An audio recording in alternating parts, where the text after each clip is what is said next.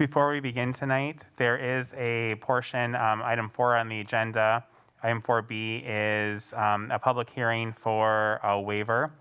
In order to participate in that specific part of the meeting and that hearing, you may email a comment to mshope@sdb.k12. Let me quick present that.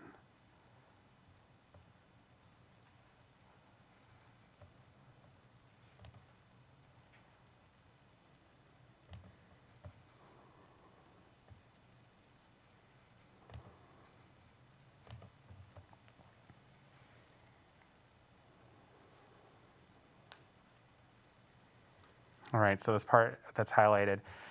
If you would like to submit questions or a public comment for the DPI waiver portion, you may email your comments to mshope@stb.k12.wi.us, or you can also call 608-361-4180. Well, was already passed, so that's not going to work because Michelle's right here in the boardroom. You can also call 1-505-916-2484, and then you'll be prompted to enter a PIN, and the PIN is 278-817-716, followed by the pound sign.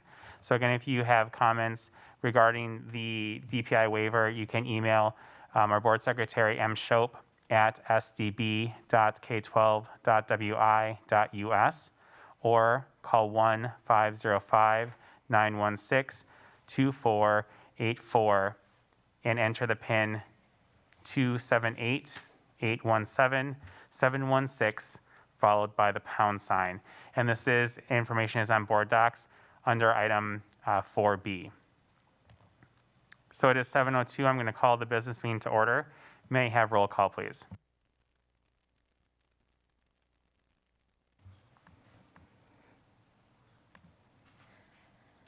Jacobs?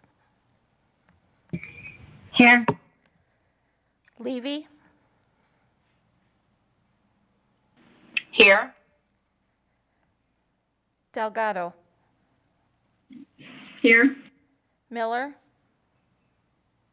Present. Wong? Here. Anderson? Here. Larson? Here. I have all members present with Wong and Larson in the boardroom. May I have approval of the agenda, please?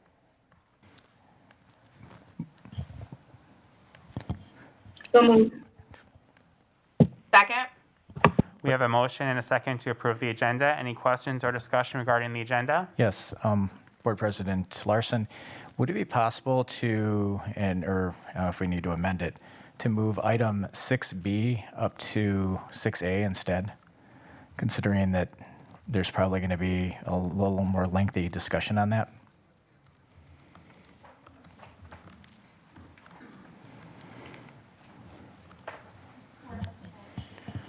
Okay.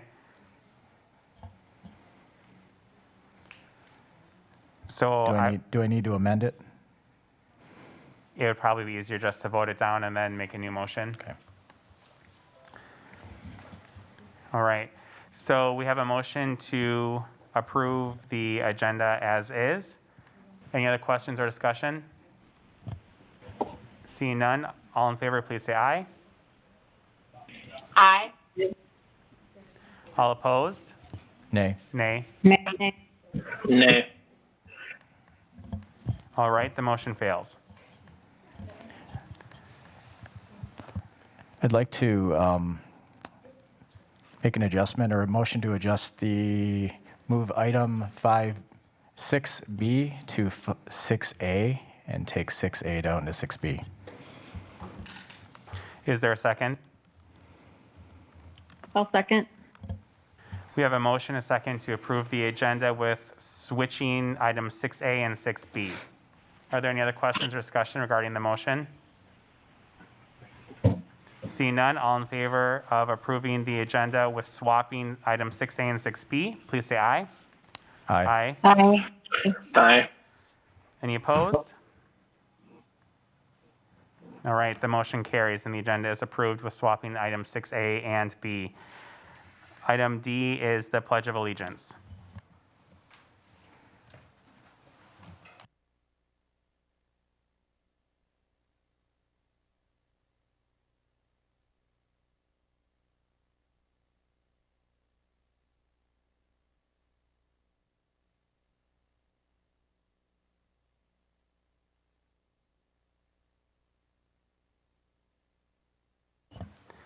Two A is announcements. Is that you, Board Member Levy?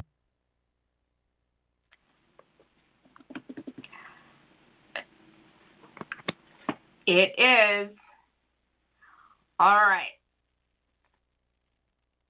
So Fruzen Student Ornament Auction for 1649. The Fruzen National Junior Honor Society hosted an online ornament auction to benefit Project 1649 of Rock County. Each ornament was handmade by one of the Fruzen National Junior Honor Society students. This is the first time ever for this event, and it created a lot of fun and excitement for the students.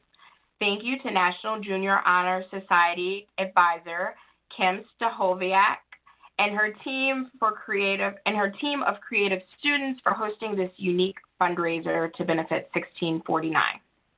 We had a wonderful donation of hats, scarves, and mittens to the School District of Beloit, received an anonymous donation of hundreds and hundreds of knitted hats, scarves, and mittens. We thank this anonymous donor for their generous donation. Grab and Go Meal Update. On Monday, December 21st, the School District of Beloit will provide 7 breakfast and 7 lunch meals to all children ages 1 through 18 at all elementary schools from 11 a.m. to 1:30 p.m. This will be the last day of meal distribution for December. Delivery will be offered to families if needed. Please call 608-361-3136 to arrange for delivery. Caritas, the Salvation Army, and People's Church are providing food and meals during the week of December 28th. Please reach out if you need assistance. Grab and Go Meals will begin again on Monday, January 4th, 2021. Todos Unidos is hosting a virtual event on Thursday, December 17th from 5 to 6 p.m.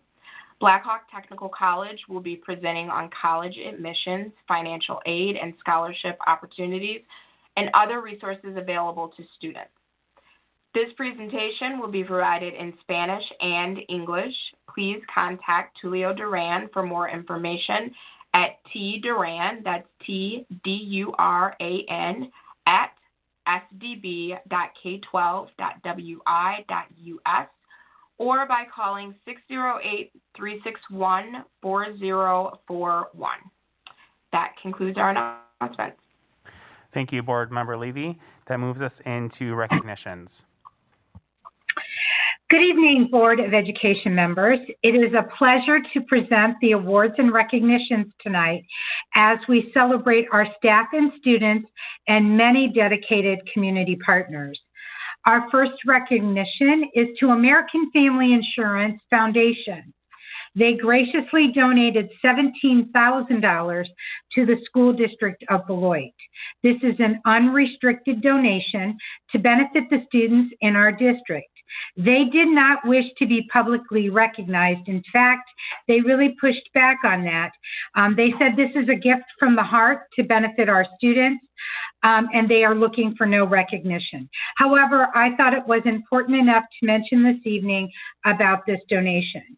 The teams of Pupil Services and Teaching, Learning, and Equity have been meeting to select and create a program that will benefit all of our students. So look for an update on that at an upcoming board meeting. I want to introduce a trio of community partners who time and time again reach out, collaborate, sign up, recruit, you name it, for the benefit of our students in our district. This occurred once again this past Thanksgiving in creating and delivering 100 very full Thanksgiving baskets and meals for the families in our district. So tonight I have 3 individuals, Mark Perry from Community Action, 100 hams were donated by their organization for our baskets. Tammy DeGarmo from Project 1649, the fiscal agent for our Thanksgiving, collecting all the monetary donations, coordinating additional purchases for Thanksgiving food baskets. And Max Dodson from Caritas, he was unable to join us this evening, but he helped to coordinate the packaging and pickup of Thanksgiving food baskets. So I would like Mark to say a few words, please, and then Tammy to say a few words, and then Melissa Beavers will wrap up this presentation. So Mark, if you're here, please join the meeting and share a few words. I think I don't hear Mark. We connected. Maybe he's running a few minutes late.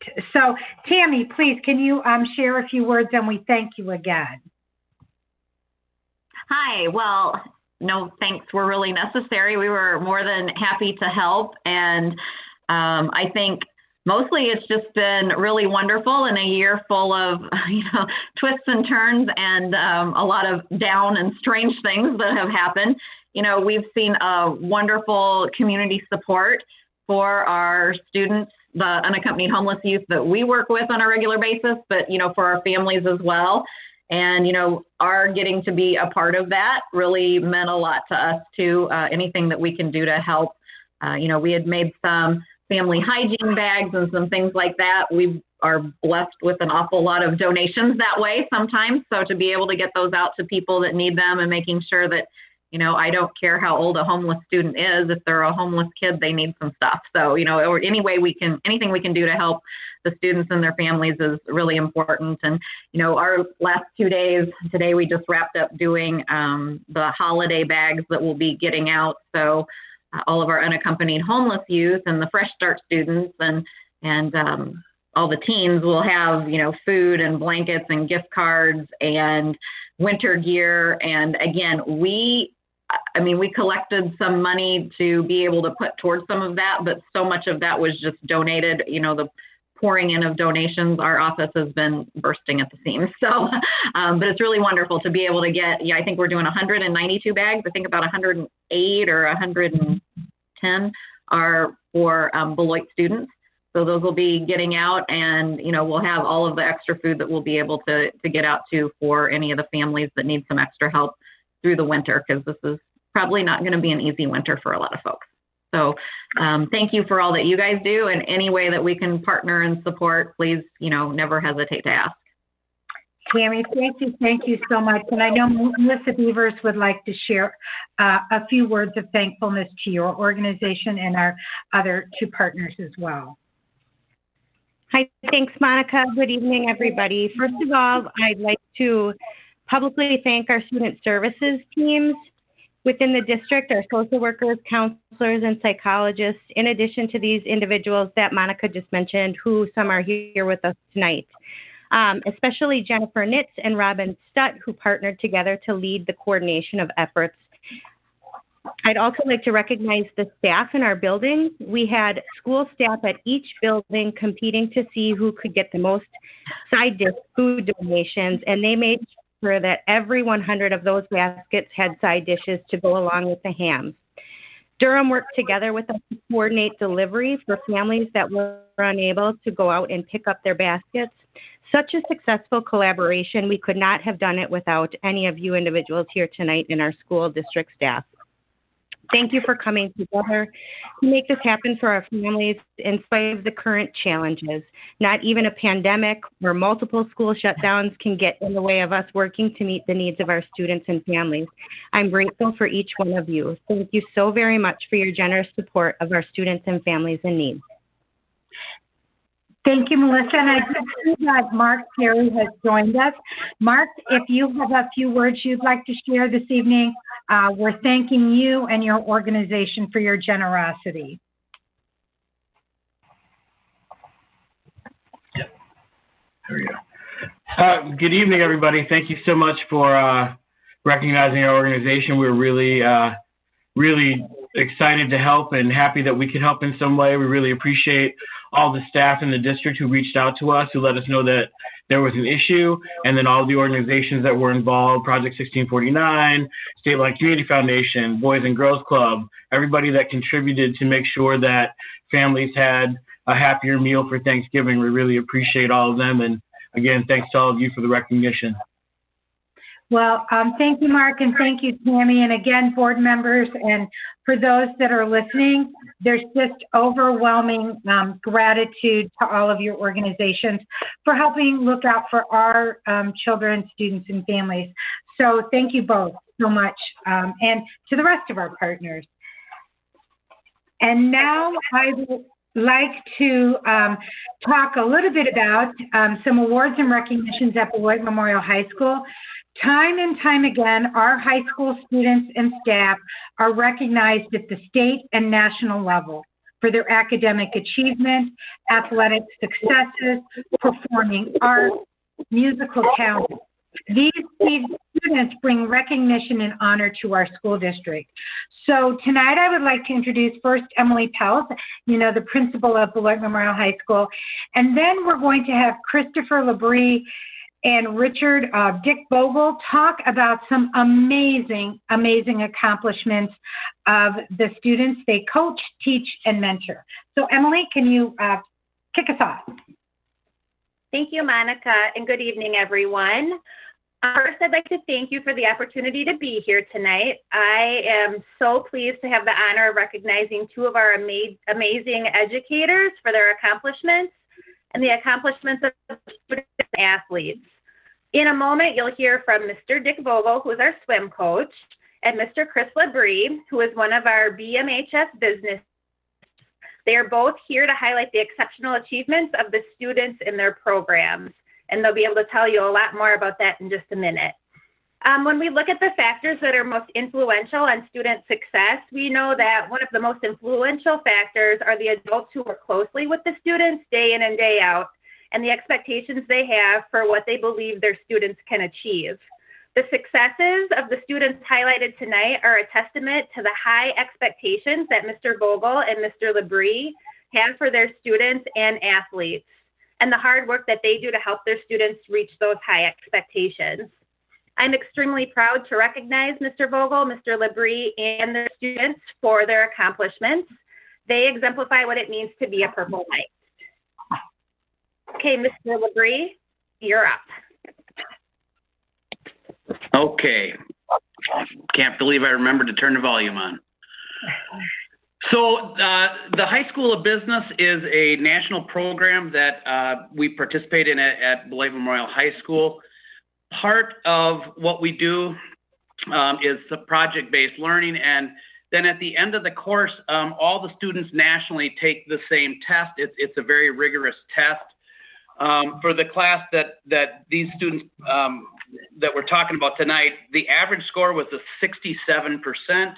All of these students scored in the 90%. And in fact, the students that I'm going to mention all scored in the top 10% nationally. And the students are Dalton Rakowski, Julissa Donald, Jason Terrell, and Anthony Smith.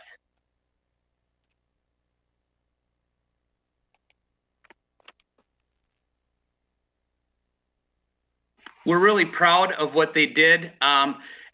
Even their whole class was successful. Almost everyone in the class scored over the national average. And like I said, to have 4 out of a dozen kids score in the top 10% is exceptional for exceptional representation for our school district. Thank you. Thank you, Mr. Labrie. And now, Mr. Vogel, if you'd like to share your exciting news. Yeah, good evening, everyone. I've been the head swimming coach now for the boys for the last 35 years, and I'd also like to, when we talk about swimming program, we talk about us as being a SWAMLY. That's a mixture of swimming and family. And even though people pretty much look at me as the face of swimming in Beloit, I don't do this all by myself. And I'd like to also recognize our head girls swimming coach, Kim Waite, who's also assistant with the boys, and I'm her assistant with the girls. Brian Michaels, who's an assistant with both the guys and the girls. Andre DeCoke, Lisa Moore, and Benji Cletton, and Ainsley Burnett, who are our middle school coaches who pretty much get things going for us before they get to the high school. And I also would be remiss not to also, who's a big influence in the swim program, our head club coach, Kathy Landon.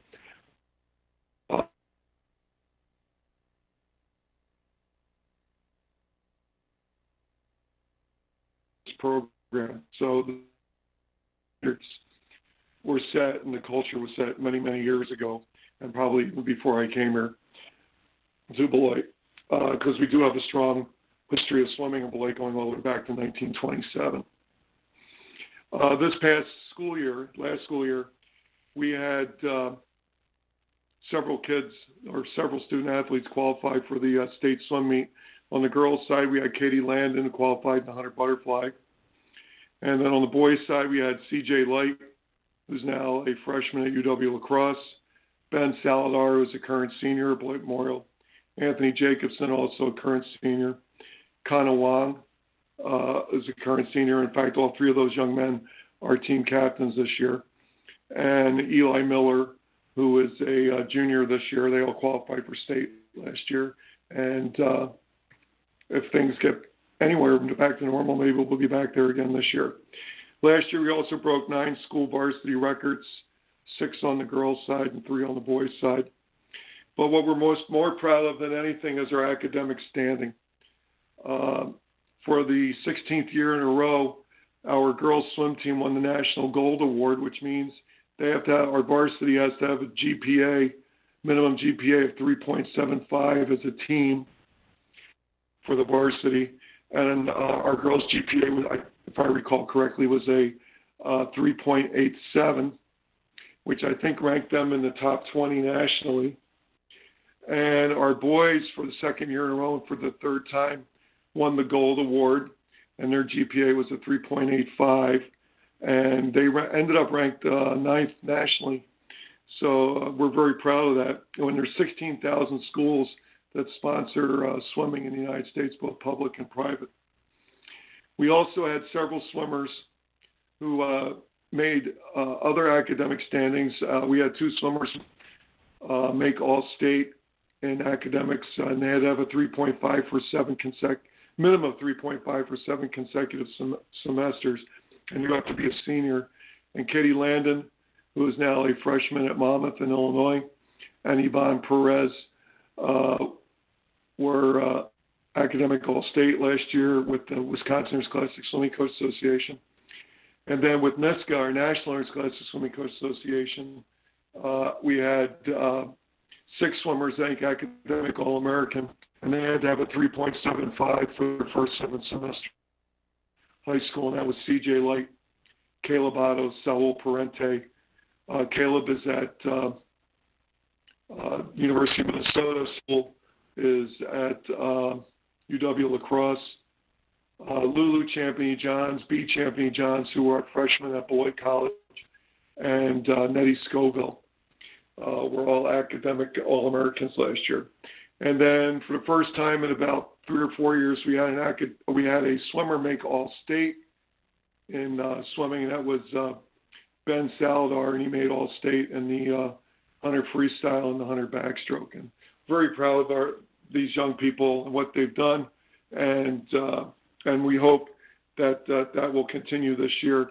Even if we don't get to swim this year, depending on how this thing with the pandemic goes, I've already had it cleared that those seniors who have been a member of the swim program since probably some of them since they were 4 or 5 years old, like Ben Saladar, that they will still be eligible for their academic awards, both state and nationally, as seniors. So we're very happy about that. If you have any questions, I can take any. Thank you very much, Mr. Vogel. And I think for all of our board members and everyone in attendance here and watching, once again, to see that leadership in and out of the pool in and out of the classroom by our students and by our teaching and faculty staff is commendable. So thank you, everyone. Thank you to our community partners, and have a nice evening. All right, thank you very much. This brings us to public comment, and I know that we do have public comment. Citizens are welcome to attend all open meetings of the Board of Education. Robert's Rules of Orders will be followed at all times. Persons attending board meetings are expected to conduct themselves in a respectful and courteous manner that models appropriate behavior for our students. Persons wishing to comment are expected to comply with the following norms in order to maintain a respectful and ordered meeting and to protect all persons, including members of the public, district employees, and district students from personal attacks or discussion of confidential matters in a public forum. Comments should be directed to members of the Board of Education and not district employees, students, or other members of the public in attendance at the meeting. Comments that attack any individual personally or professionally or are derogatory or demean others will not be tolerated. Personnel matters or concerns regarding specific district personnel are not appropriate topics to be addressed during an open meeting and should be handled in accordance with district policy and procedures. Concerns or questions regarding students will not be allowed. Comments regarding another individual's membership in a legally protected class, i.e. race, sexual orientation, religion, etc., is strictly prohibited. Response from the board will be limited to clarifying inaccurate information, seeking additional information from the citizen, or acknowledging that the citizen has been understood. The board will not debate with the citizen, and the board may not take action on an item raised during public comment that is not on the meeting notice or agenda. The chair will interrupt and rule a citizen who violates any of these norms out of order. If ruled out of order by the chair, the person's opportunity to address the board will end immediately, and the microphone will be turned off. A citizen who violates these norms may be restricted from making public comments at future board meetings. Thank you for your participation and courtesy.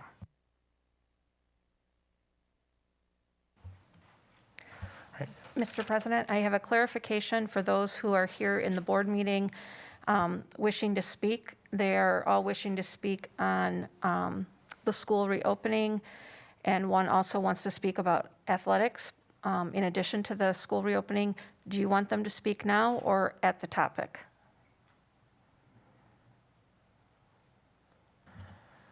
We can speak now. Okay. Do you want them to speak before I read the other comments I have? Yes, please. Okay. So the first person I have is Tori Champany.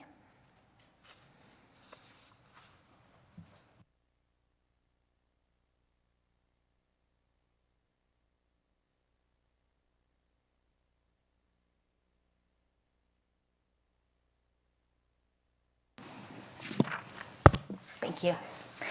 My name is Tori Champany. I reside at 1820 Burton Street in Beloit.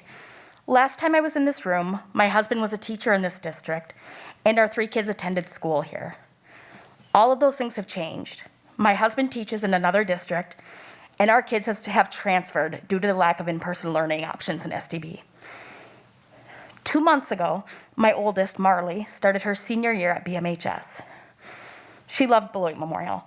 She was active in Mr. Wallendall's theater program and had taken every AP class option that she could. By October of this year, she was stressed out. She was unmotivated and worried she'd be unprepared for college. It's a tough decision to voluntarily transfer your senior year. She's sad she won't graduate with her classmates. She's sad that she's not taking senior photos in her purple and white. She's sad that she won't graduate a purple night like her dad. She now attends Rock University Charter High School. She will move away to college this summer after she graduates from the Janesville School District. My middle daughter started the school year as a freshman at BMHS. She's an athlete who's been waiting to get to high school and work to be a Purple Knight varsity letter winner, like her dad. She couldn't wait to vie for that starting pitcher spot for Beloit Memorial. Just like her older sister, she felt disconnected and isolated. She was not adapting to high school well in a virtual format. Her grades were suffering. Gabby transferred to Turner High School. She still has plans to work hard to become a varsity pitcher. Turns out it will be as a Turner Trojan. Lastly, our youngest daughter, Annabelle, attended 4K, kindergarten, and first grade at Converse. Annabelle struggles with reading, Finishing first grade last school year remotely was a big challenge for her and for me. It put Annabelle further behind. As we approached second grade, I was really worried. She has to be able to read or she'll struggle to write. She'll be too far behind. I could not in good conscience keep her in SDB, knowing that meant virtual school for her. She's too young to sit in front of a screen all day. She simply would not learn the skills that she needs. Annabelle now attends private school at OLA in person. She is thriving. Reading is still challenging, but guess what? My baby can sit and read a book to me now. In fact, she just asked me this week for an empty notebook because she's going to write a chapter book. It's called A Christmas Disaster, and I think it'll be a bestseller. Had I left her to be virtual here in SDB, I would have failed her. I would have been setting her up to be so far behind. My children come from a home where their dad is a teacher. I'm a cancer researcher. I was a classroom mom. I ran for the school board on more than one occasion and served as PTO president. In other words, we were very involved. My kids had a lot of advantages, yet all three really struggled with virtual learning in very different ways. What about the kids that don't have the same support? Beloit kids shouldn't have to leave this district to get what they need like my three did. So many kids and families are counting on you. They need you to advocate for their education. Don't let them down. Thank you. Thank you. Next, I have Kathy Churchill.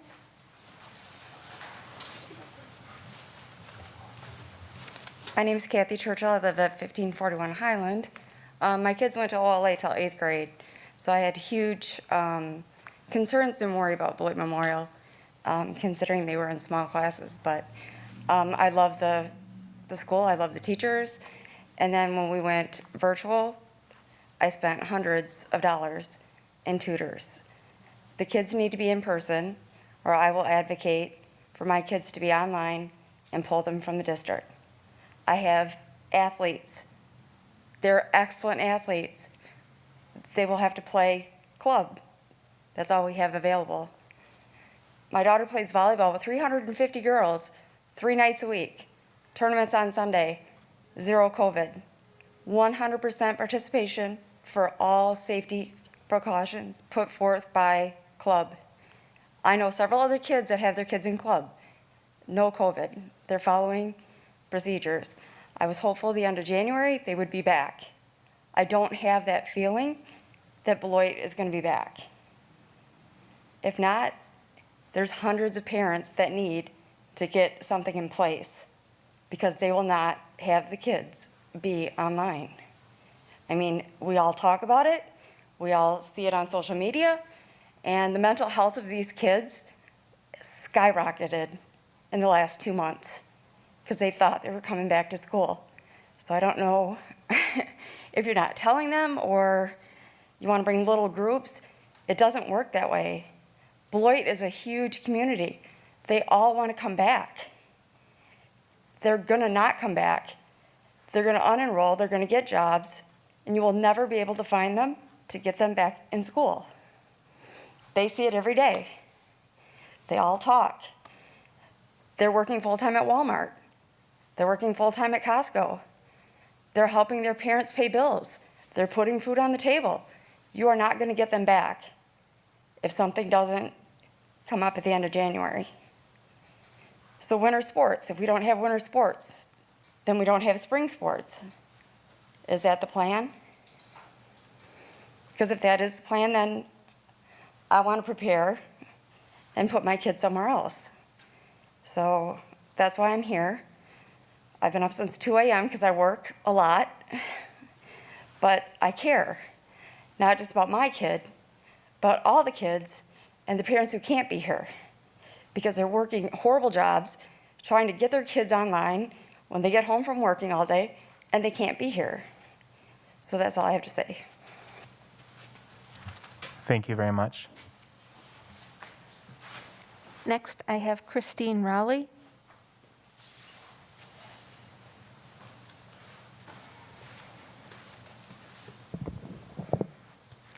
Good evening, members of the school board. My name is Christine Raleigh, and I am a resident of Beloit.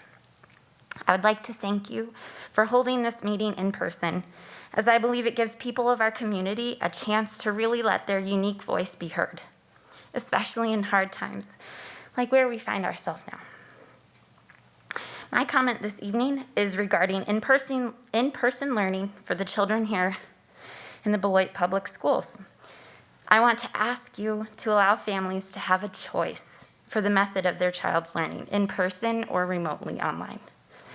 I have 3 nieces who attend a school a few blocks away from my house, just over the border in South Beloit, Illinois.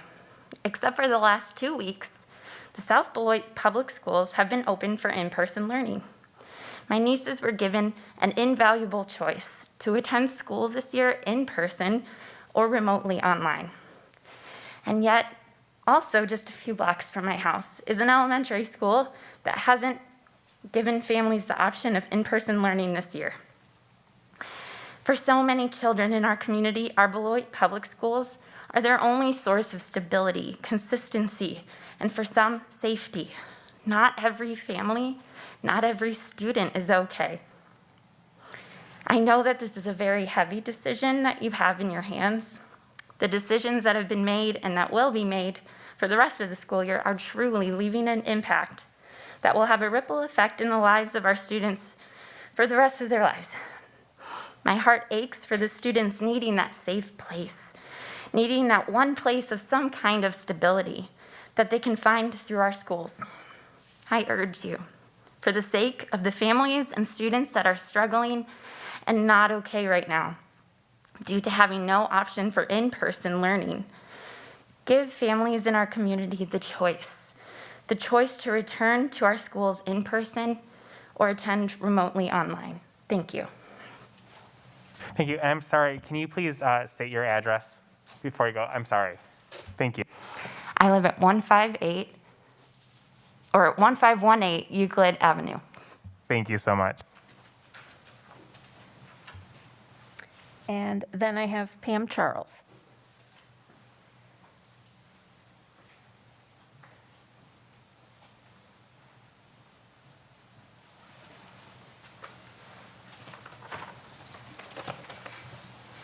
Good evening. I'm Pam Charles, 2227 Carnforth Place. I'm here to talk about this national emergency. I'm sure you've all heard it called a national emergency, and it is. That is no exaggeration. What we're doing to kids here, they will never recover from, and no one can convince me otherwise. You talk about equity on the board. I sat there when we closed schools back on March 15th. It's been 9 months. We have kids here, 80% of them, on free and reduced lunch. 80% of these kids in this district can't afford food. They don't have parents at home to help them. And we don't have them in our schools. We're not providing what they need. We have told this community we will provide daycare, food, clothing. We even do laundry at the high school. All of that in addition to an education. Now we've ripped it all away from kids and we're not even educating them. This online thing is maybe working for a handful of kids. But when's the last time you packed a room like this? I mean, you've got people on the overflow. We don't get people to come out like this unless they really care, unless they're concerned. Their kids are hurting. Kids in this district are hurting. Every day we hear about a kid that has committed suicide, not in Beloit, but somewhere in this country. A kid is shot or hung by himself because kids are not resilient. Kids don't have the tools we have.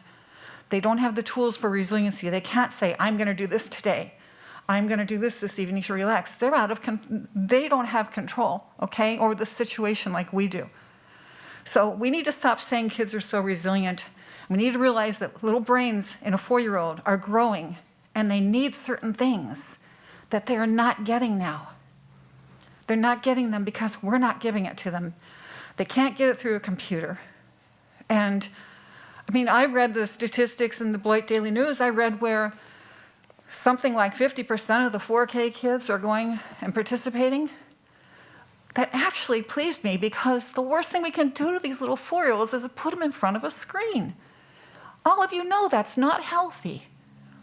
We had that Dr. Dipesh Nefsaria come down and give lectures to us at the Eclipse Center about kids. He is against this this technology for 4-year-olds. It is not healthy what we're doing for these kids. It is not healthy for them. And it's got to grab your attention more than the strategic plan, okay? That can wait. Get the kids in school. The strategic plan, sure, that has to happen, but that's in normal times. Right now, I am shocked that the board doesn't have one goal that says get the kids back in school.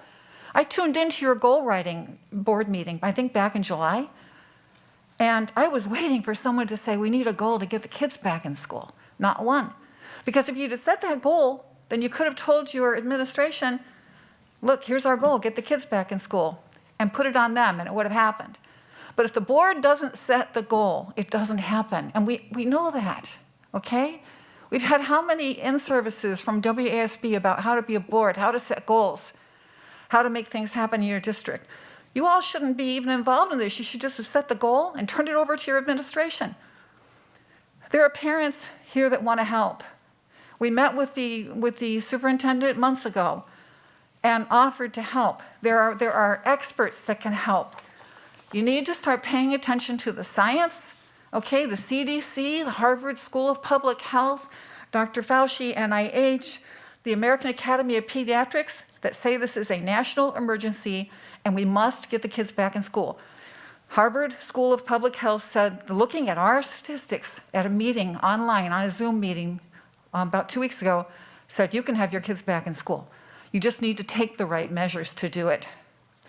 So, I mean, I had this whole thing here that I didn't end up reading at all because I think the most important thing is for you all to remember that it is up to you to set the goal to make all this happen. We don't want to hear things like we have to reimagine the relationships, we have to do better, we have to exercise radical creativity, find new partners to help kids in ways we haven't looked at before. We don't have time for that. These kids will not recover. Thank you, Kyle.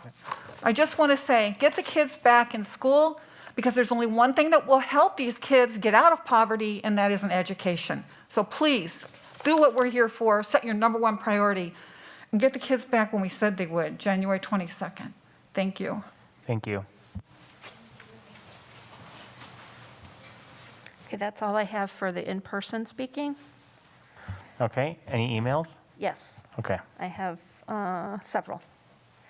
The first one I have is from Mackay Horton. I hope I said that name correctly. I'm a senior this year at BMHS, and I am emailing this comment on the behalf of all my senior classmates that also feel like our school and the district as a whole has shown little, if no zero, remorse to our class. It's hard being a senior this year without a doubt, with emails after emails of traditional senior events being canceled due to the obvious issue with COVID-19. We all understand the normal way of doing things will be different for now on, but it does not give us an explanation as to why no one has even tried to do anything to show us students that someone cares about what we are going through. So I just want to let the board know that us seniors and other grades are having a tough year like no other, and it would be greatly appreciated if someone with a title like school board member showed they cared too. The next one I have is from John Acom, citizen.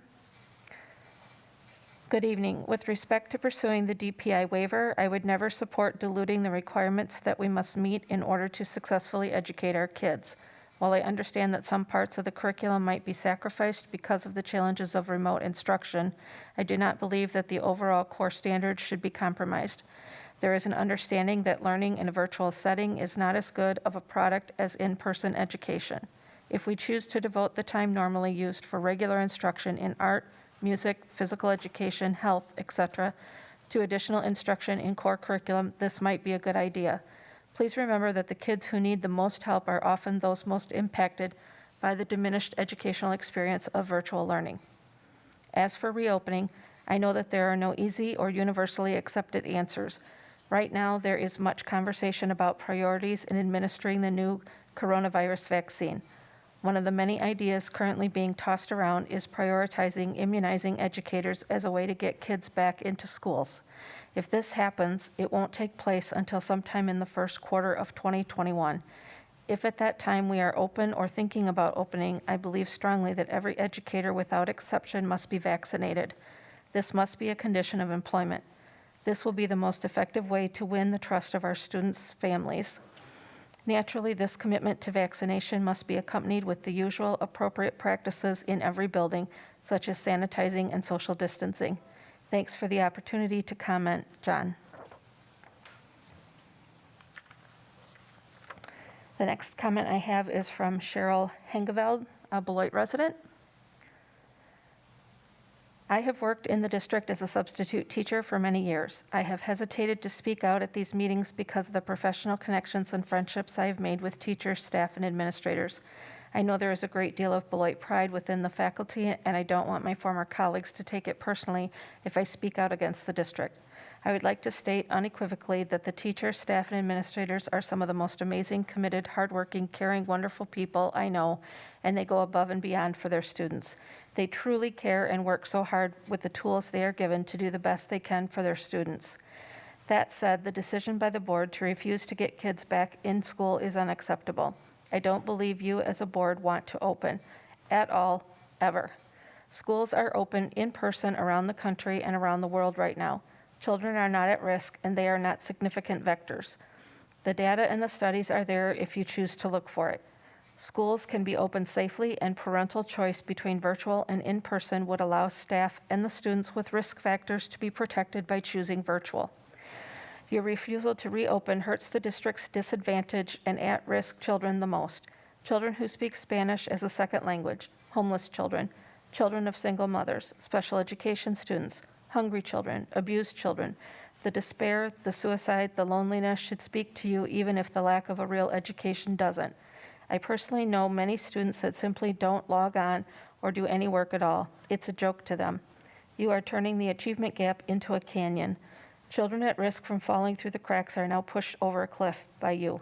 I believe that the decision to refuse to try to reopen is coming from the teachers' union, and if you have your way, school will be virtual forever, and this is simply a transition to the permanent virtual model.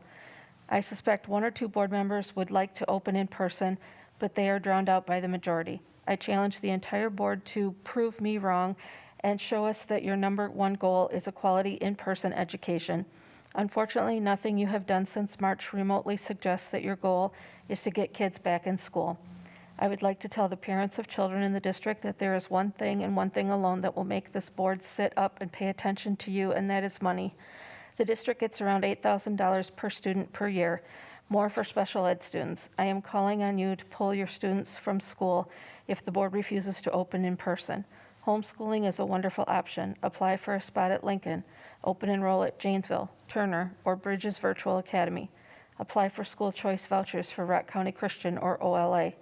I unenrolled my children as soon as I had heard they were refusing to open, while schools all around us were at least trying to open in person. I won't even consider ever letting the district get another penny for my children unless they open in person. Money is literally the only way they will listen to us instead of the teachers' unions. I will make it my mission to tell everyone I know with kids in the district to homeschool, open enroll, or use school choice vouchers for a private school until the board decides to reopen. The other thing that we as parents can do to make a difference is to vote these board members out in the upcoming election. Remember, their priorities were not with your children. Lastly, I would like to address the students in the district. I am so terribly sorry for what's happening. I want you to know that there are thousands of parents here in the district that care about you and are fighting on your behalf to get you back in school. Please hang in there and know that even if the board doesn't care about you and your needs, there are many of us who do. Thank you very much for your time. Cheryl Hengeveld, Beloit resident.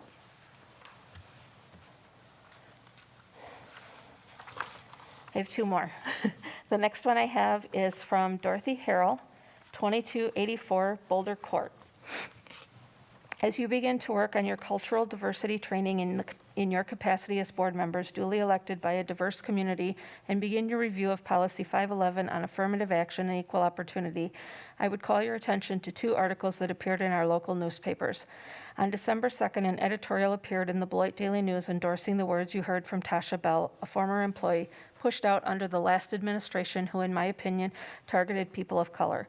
Your decision to proceed with implicit bias training is a good one. Hopefully, it will help begin a new era in Beloit Public Schools in their relationship with minority communities.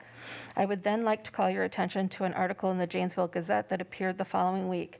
In that article, Chief of Police David Moore is quoted as saying they can have all kinds of training, but if it doesn't affect culture, the belief system, the vision, the values of the organization, it really isn't going to have an effect we can see in our community. Both thoughts taken together start to lay a foundation for the thinking that must go forward to help this board enter into cultural bias training and to be open to examining your individual role and thoughts and how this impacts the functioning of this board and your impact of teaching and learning. Why is this so important? As you know, what students learn or don't learn in school can have a huge impact on how they understand the world and their role in society. Students receive lessons at home, but their major interaction with others occurs at school. Whatever you model or put forward for staff impacts students. A policy on paper without execution is useless. Adopt policies you know are important to have and then put processes in place to fully implement them. What you do or don't do in regards to policies sends a clear message about what you value. How you present yourselves to the community also sends a message. The comments that Tasha Bell identified are classic examples of microaggression. You may not say a name, but everyone will know when they are being called out with stereotypes and racial overtones. How is this translated in classrooms? In staff meetings and in classrooms, those who receive similar remarks are impacted negatively and harmed by words that wound. Like it or not, you are role models for students and staff. On another note, please consider taking a deep dive into the district's organization chart to assess if how we are organized is really a reflection of what is needed to move the district forward. One glaring example for me is the leftover titles and major functions. Much of what we see now was the old board and old superintendent on their rant to remove people of color from higher level positions. We were told we did not need an HR director, so the district could push out a young black female, Tracy Carradine, and then immediately hired an HR specialist and combined business services and human resources. I think you will find that most organizations would reject that combination as removing checks and balances that are needed for accountability, and that requires two autonomous individuals. This is one change I want to advocate for you to consider. Along with that, I find that adding the word equity to every title effectively removed that work from BPS. To my knowledge, none of the equity committees I was on have ever been convened. Just recently, the Scholarship Committee, Grow Your Own, a minority scholarship committee, finally met at the insistence of a staff member who had been on the committee. The first action proposed by an administrator who had not previously been a part of the committee was to take away the designation as a minority scholarship program. These are examples of why I'm looking to this board to conduct business in a new way. We voted for you. We voted for change. As a minority member of this community, I hope to not hear again any board member be treated dismissively due to ideas in opposition to someone else. Schools have been designated as the free marketplace for ideas. When we teach students critical thinking, we do not teach them to dismiss what others have said, but instead to do intelligent inquiry. As that article in the Beloit Daily News stated, this is about effective group dynamics and how board members interact with each other. Working together based on trust and respect is key. Thank you. And the last one I have is from Joe Obenetter. He said that the following statement is also from coaches who feel the same way, such as Brian Deneau, Joe Clothier, Shane Bouch, Paul Donovan, Brad Dement, and Rob Douglas. I am asking you and other board members to strongly consider voting to reopen our schools to at least a hybrid model. It is my understanding that we cannot begin athletics unless we are in-person instruction. As you know, other close districts in Rock County are at least trying a hybrid model and athletics. In fact, some are encouraging student athletes to learn virtual, but attend practice in person. So it is working where schools are virtual and can still come in and do athletics. Protocol has been in place since August to bring athletes in the building in small groups and train, yet we have not. The Milton School Board just voted to have athletics last night. We are now the only school district in Rock and Walworth County to not conduct some type of in-person training, patience, competitions for our students. It is really frustrating for my son to not be in school and playing sports. If we could transfer, we would. If we say we need to do what is best for our kids, then ask them. They will tell you it is to get back in school and back on a team or club where they can be part of something special. I appreciate what you do, and I know it is a hard job. Thanks for listening. Joe Obeneater, Converse teacher and BMHS coach. And that concludes what I have. All right, thank you very much. Okay, we're moving on to 4A, which is a presentation of the DPI waiver of school district requirements. And before we start, I'm going to quick read the information again for people who would like to participate in that hearing. So if you would like to participate specifically in the hearing for the DPI waiver, you can email mshope@sdb.k12.wi.us. You can also call into the Google Meet. And that's a little bit more complicated, so I'm going to put that up on the screen.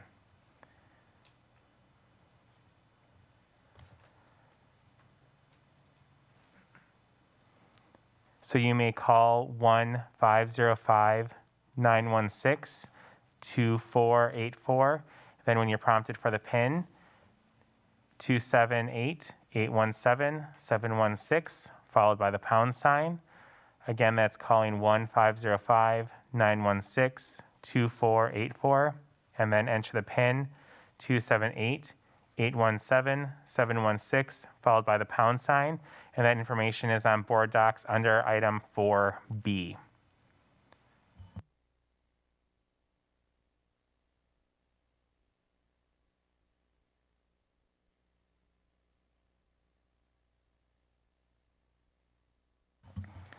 Sure, I'll leave that back up there.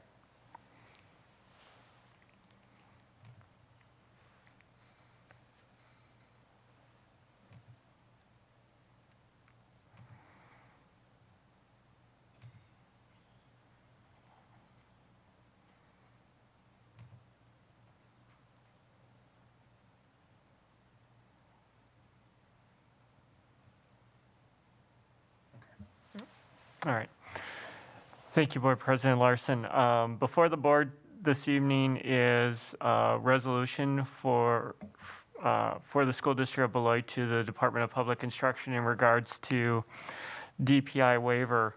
Reason why we took our time as opposed to other districts in terms of a DPI waiver wasn't because of not wanting to go for the waiver. It was actually as a result of the DPI saying they would rather have the school districts take their time and determine where they are being flexible and where they really need to ask for a waiver. As a reminder for the school board, a waiver from any statute or administrative rule from DPI is exactly that, a waiver. It does not in any way, shape, or form mean that the school district has to exercise the waiver. It provides the school district with the opportunity that if they're not able to fulfill the state statute around the particular waiver, they will not be held in negative light as a result of any DPI annual or routine review of school districts. So of the 421 school districts, the DPI routinely monitors school districts on average between every 3 to 5 years for any number of state statutes, from membership to finances to title funding and so forth. Oftentimes the larger school districts, more like Madison, Milwaukee, Green Bay, will have more frequent reviews, but the school district of Beloit has reviews every 3 to 5 years on any number of statutes. This evening, the school board is reviewing a resolution that is asking for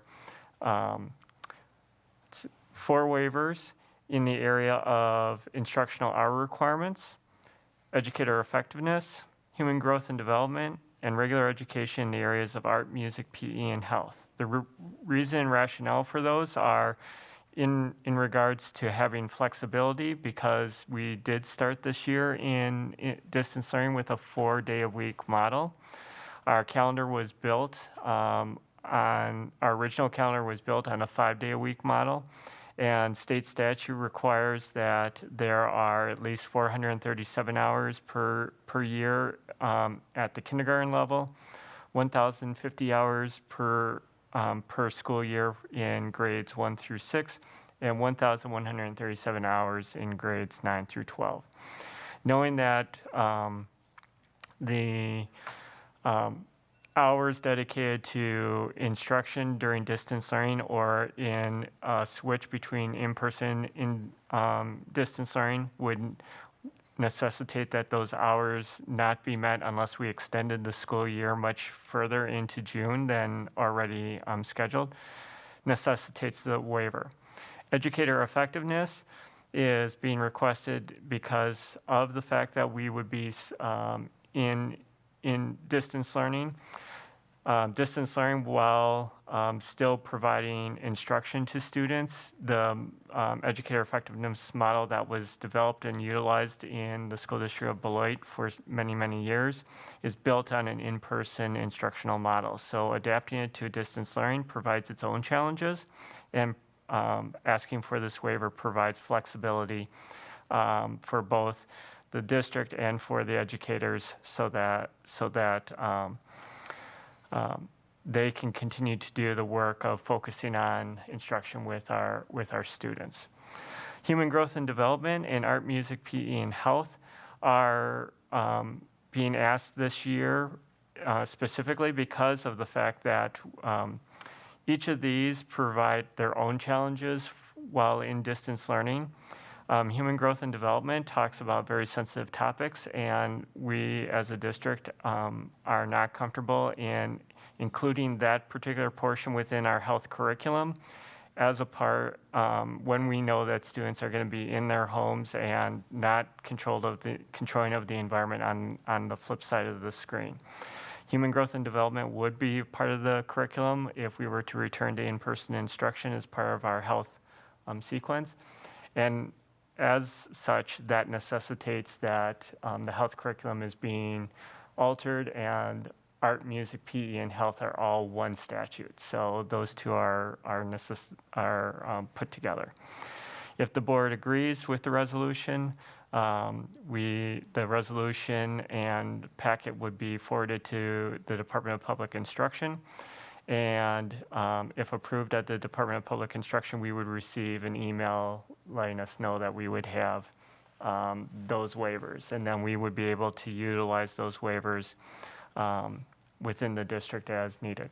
This also is important to know that the Department of Public Instruction is not putting any time limit on waivers. So if at any point we as the district wanted to apply for any other waivers, we could do so all the way up to the last day of our calendar year. So I open it up for public comments and then board member comments. Okay. Board Secretary, is there anyone, can you see who has joined? No one has joined the meeting, and let me just double check my email one more time, but I've checked a couple times, and it does not look like anybody else has emailed in with regard to the waiver. Okay. So I'm not seeing any public comment about the waiver other than the one I read. Okay. Board Member Levy? All right, so I think I have 3 questions. Feel free to ask me to repeat anything, or if we're going round robin, I'm fine with that as well. As far as educator effectiveness, I completely get how this year looks different, but I don't want to lose that critical feedback loop that is so important for our educators and para-educators to engage in continuous engagement.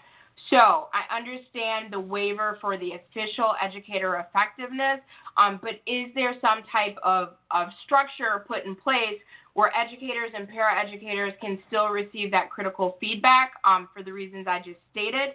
And then my second question with educator effectiveness is that when we do resume in-person school, are we going to pick up on what the cycle would have been this year, or is there some change to that? And I will pause for response before I go to my next question.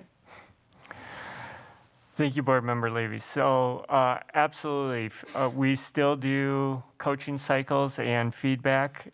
So we are currently doing observations and providing it. What it would allow, the flexibility would allow for the conversation between the principal and the teacher to be expansive and allow for moving the cycle into the next year. We currently, because we did apply for the educator, well, actually, all of the school districts were able to have the educator effectiveness waiver last year. We would follow the same process, which would just basically move the cycle forward a year. So no one would lose out on the cycles, the feedback cycles. They would just move forward a year.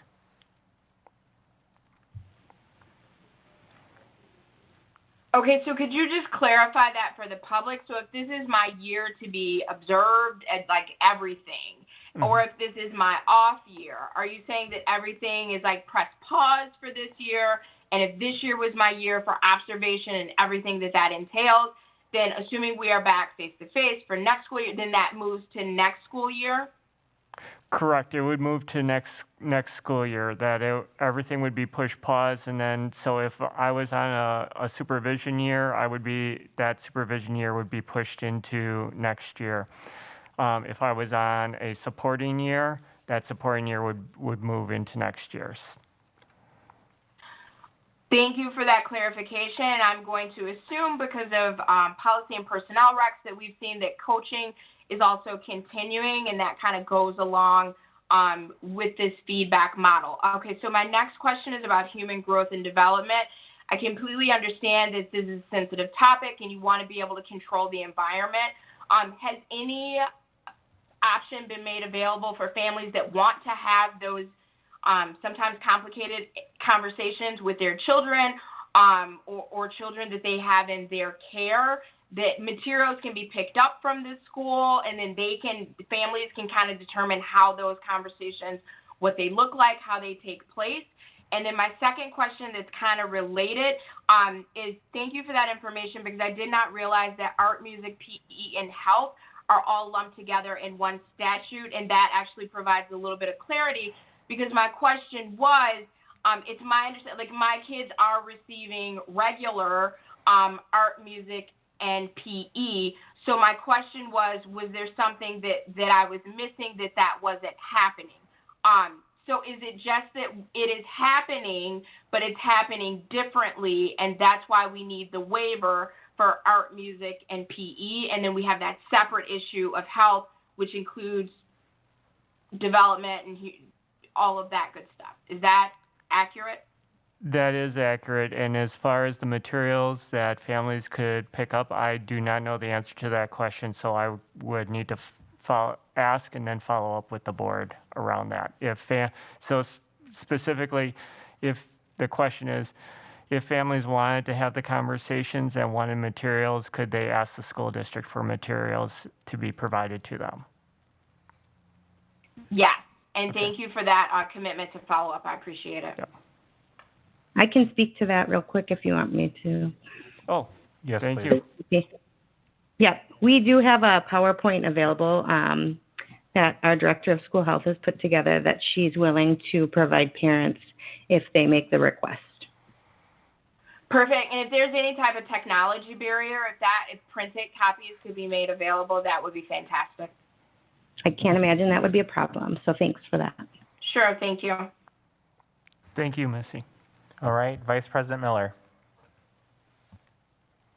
Thank you very much for Board Member Levy asked my question, and thank you for the clarification, Dr. Huser. Okay. All right, Board Member Jacobs. One moment, there it goes. Okay.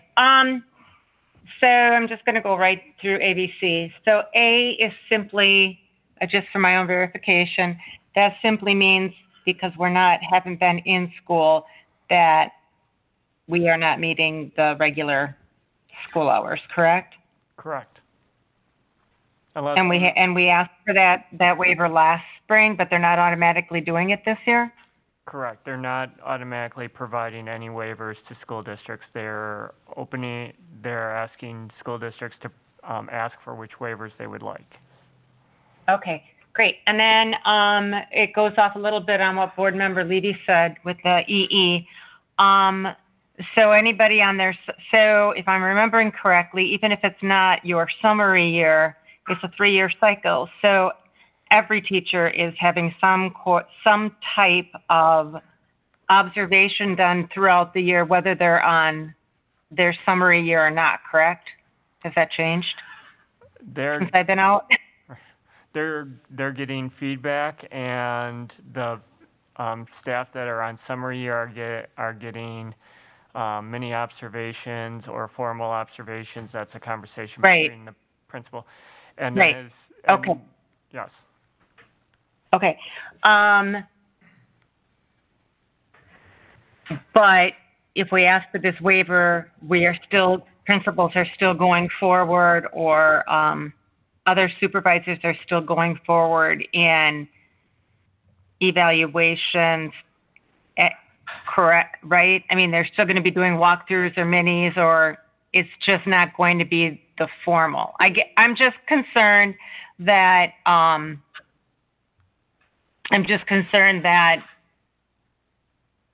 there won't be any type of observations continued the rest of the year if we pass this.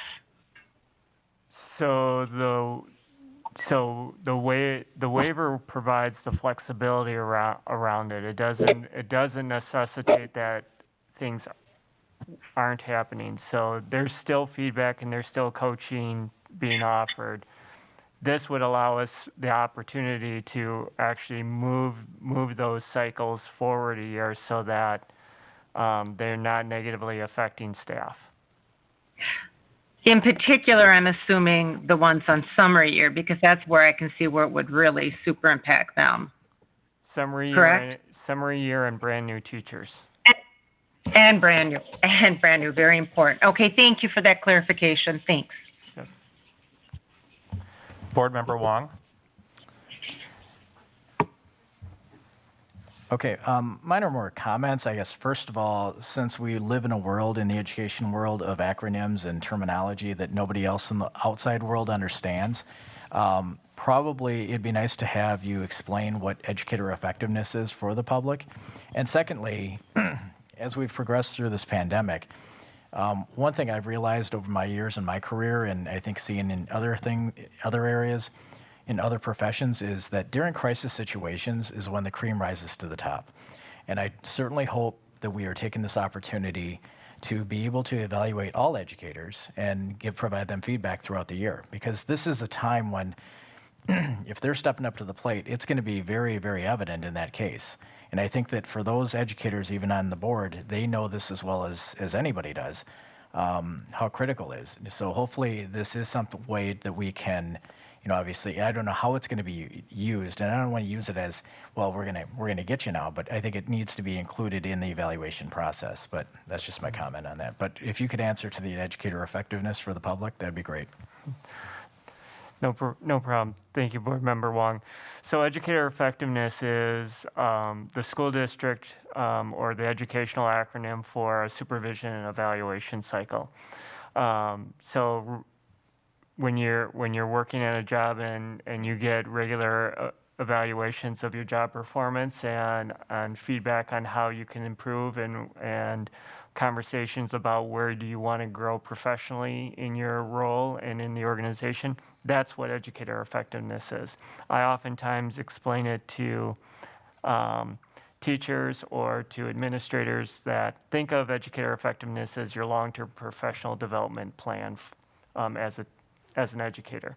So for me, educator effectiveness for principals is me helping to support the professional growth and development of the principals so that they can be the best that they are in their buildings, so that then they can be the leaders for the teachers who are in front of our students.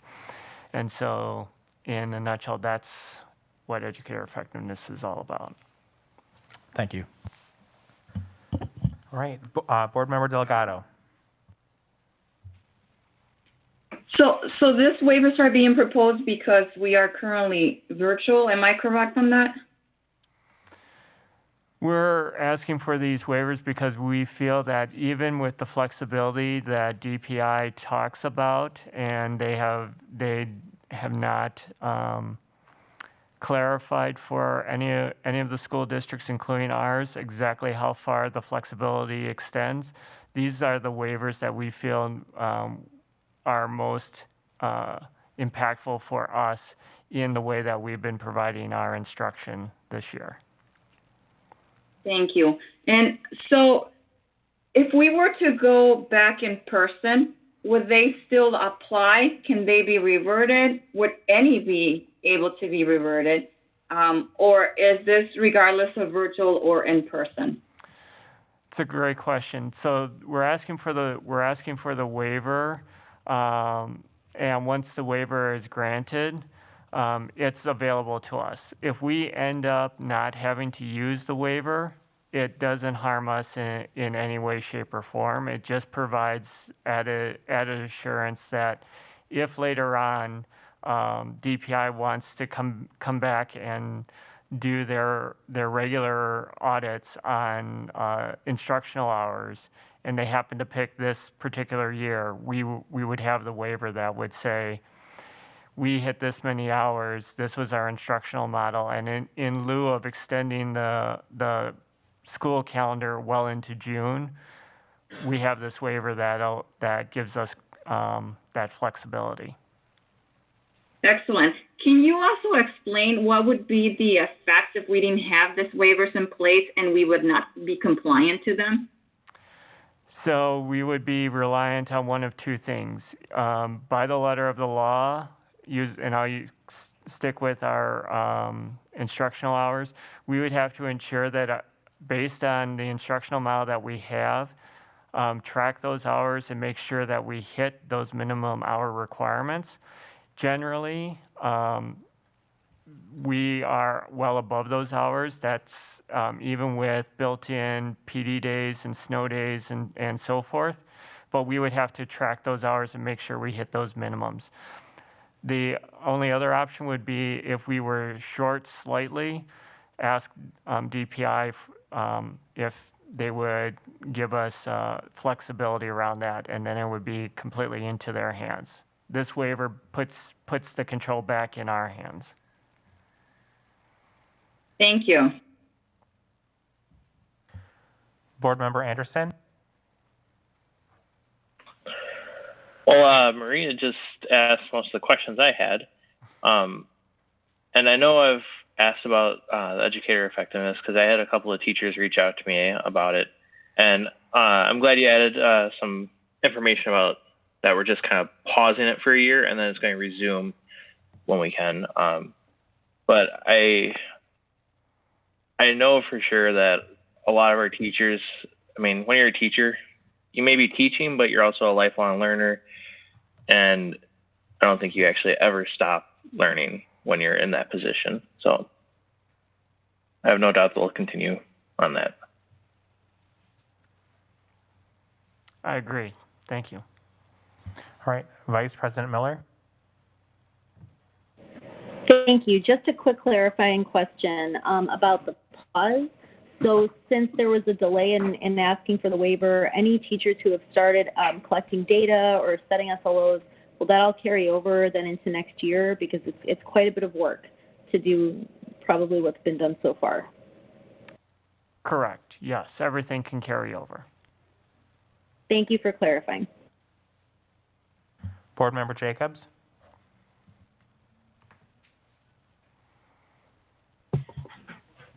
But it can't always, Dr. Kieser, carry over if they're working with a certain cohort of students now. So that poses another interesting question, and I'm not trying to micromanage, but with this waiver, if a teacher does want to stay on their summative year, because they've got things connected to something going on this year, will they be allowed to do so? Because actually, Board Member Miller, you brought up a good point that you can put hours and hours into something. And boy, would that be pretty devastating blow to a teacher if that just got taken away. Correct. The waiver is exactly that. It allows the flexibility if individual teacher reached out to their principal and said that they wanted to continue. The waiver doesn't prohibit that. It's not one or the other. Okay, and just so the public's aware that there definitely will be the principals or supervisors still will throughout the year be continuing, I don't want to say evaluations, but check-ins, walkthroughs, et cetera, correct? Correct. Thank you. All right, thank you. Board Member Delgado, do you have another question, or is that from before?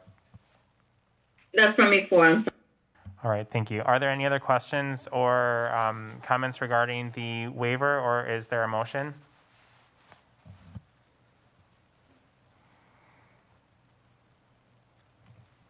And if someone would like to make a motion, I'd highly encourage you to read the motion in board docs, as the resolution motions have requirements and are a little bit trickier.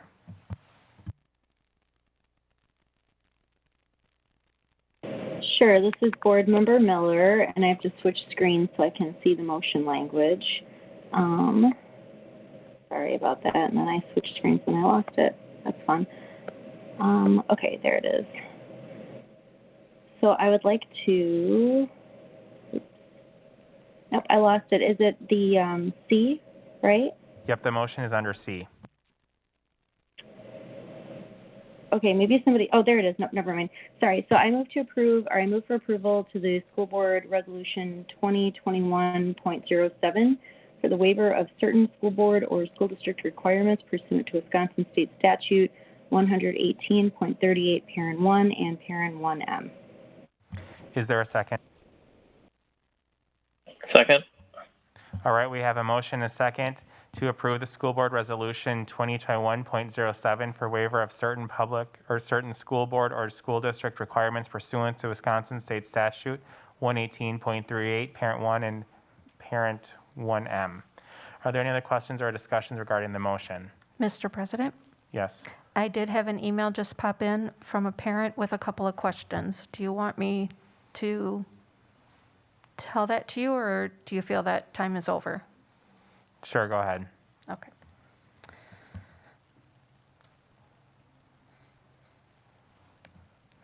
So it's from Alicia Arn, and she says, as a concerned parent of a student in the district, my question is, what is the incentive to return to in-person instruction if we are awarded the waiver?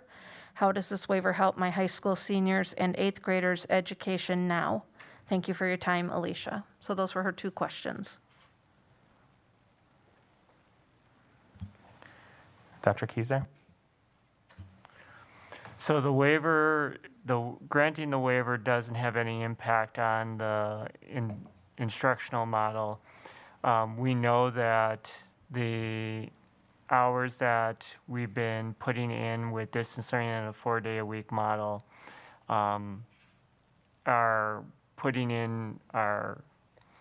cutting us very close to those hours. So again, this is providing the flexibility and putting the power into our hands not to have that concern. The flip side would be if we are below those hours, we would have to extend the school year calendar in order to make sure we meet those hours. Thank you. Are there any other questions or discussion regarding the motion? Seeing none, roll call, please. Oh, actually, sorry, Board President Larson, I just had a quick follow-up question. Oh, sure. Is that okay? Sorry.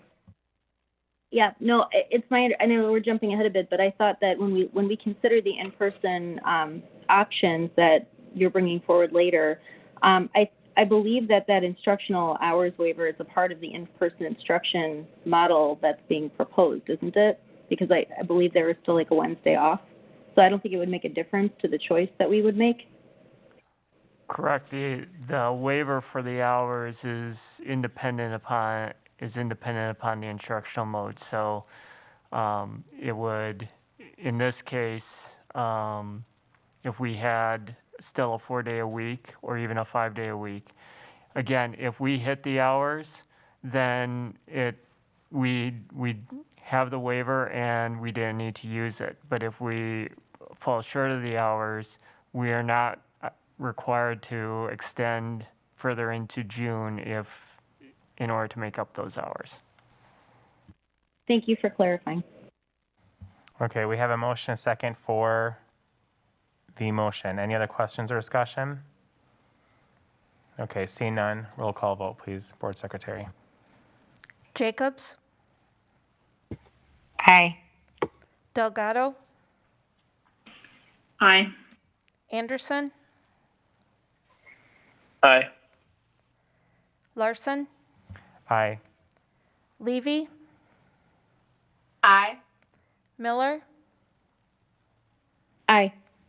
Wong. Aye. Motion carried.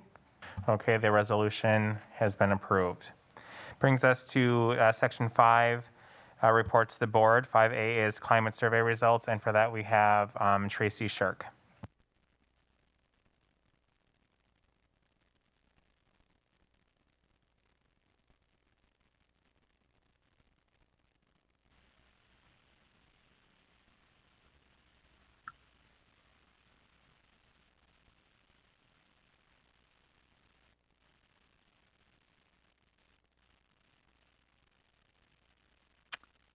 All right. I just want to make sure you can still see my screen. Is that correct? Yes. Yep. Perfect. Okay. So thank you so much for the invitation tonight to talk about the climate survey results from the fall survey. And we'll go through just some of the goals for this survey. So the first goals that we have is to review survey results and insights, compare that to the previous surveys, and then compare by demographics. I'm also going to name, with the presentation screen that I have, I can't see any faces, so if there's any questions, if somebody just wants to verbally cue me, since I can't see any of your faces, that would be great. So we had some key drivers to staff retention, and this is something that we talk about every time we do one of these climate surveys is, hey, you know, what we're trying to do with the climate surveys is see what are those key things that have staff stay and what are those concerns that they have. And what we know from, you know, a national level is that those drivers to staff retention are organizational policies and practices, teacher preparation and support, and school leadership. So we've definitely seen those over the previous surveys, and we're going to see that here again tonight. What we do know is that we have some areas of focus, especially when we look at, hey, how do we drive retention of staff? And we know that those areas are through staff engagement, through the climate, which is teacher preparation and support, through the culture, which is school leadership, and then through our organizational policies and practices, which is that faith in the process. So we'll dig into the survey results and insights. And what we know about this specific survey is that we saw a 63% response rate.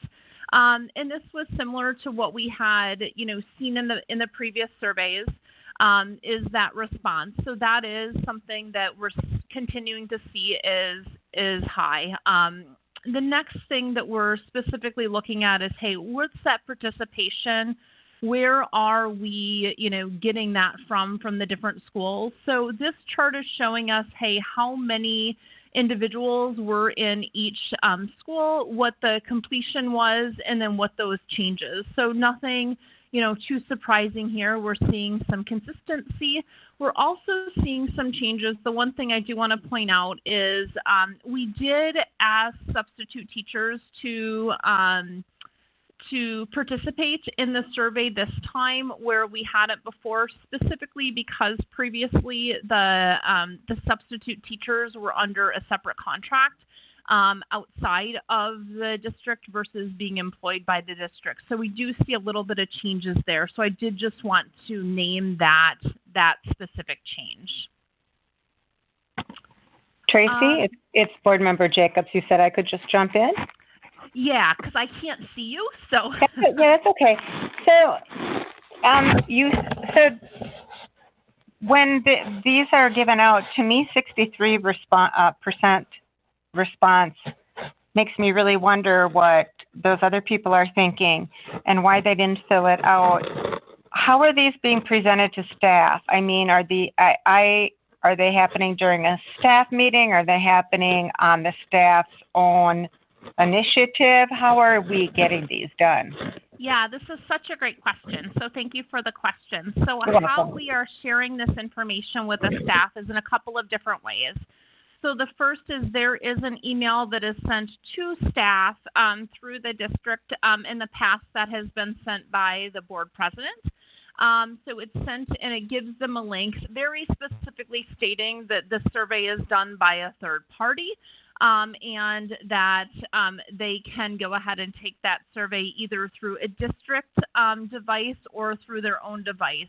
The other thing that we do is we have a series of both emails and text messages that we send to staff requesting that they take that survey. And so that is sent to, as far as phone number, it's sent to the cell phone or to the phone number that we have on file, and then to the email that we have. So there's a couple of different ways that we are sending that out to staff. So it is totally voluntary at any time they want to do it? Correct, yes. How do you feel about a specific time for it to be done? Still give them the options on their own device or school device, but have it done at a certain time. I think our percentage rate will go up quite a bit. I guess I don't understand the question of what you mean by a certain time. So they're given a 2-week period to do this. Correct. But what if you said during one of the staff professional days at a certain time from 8 to 8:30, for example, this is what you're all going to work on. We're going to give you this time. We're going to give you this time, this allotment. I think we'd see a much higher turnout.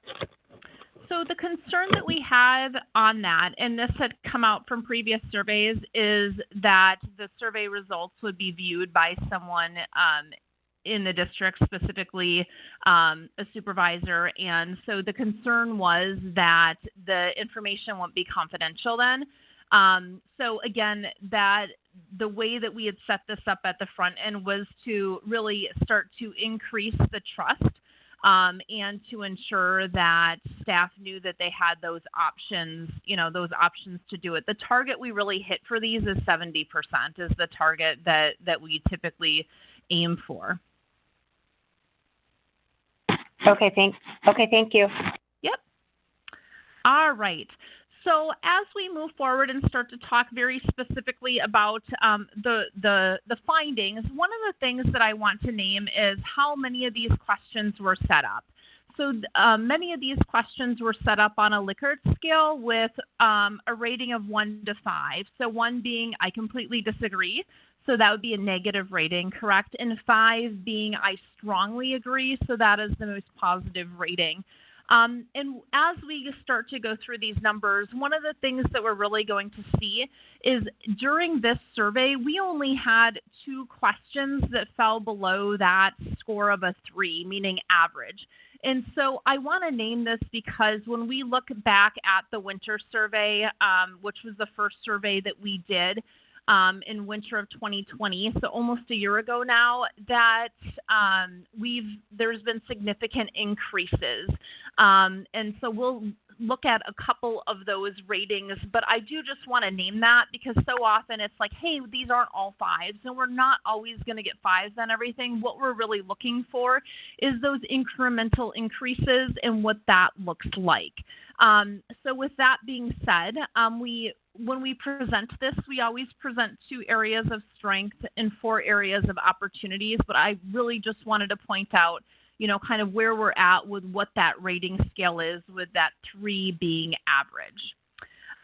So our two areas of strength in this survey were school safety, and my immediate supervisor treats me fairly, and that was at the building level.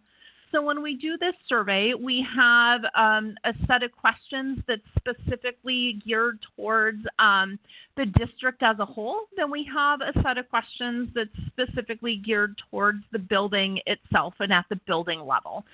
So that's differentiating that. What we do see with that is that those were also the two strengths that we saw within the last survey in the spring. And now for opportunities, we have our 4 opportunity areas, and I want to point out the asterisks.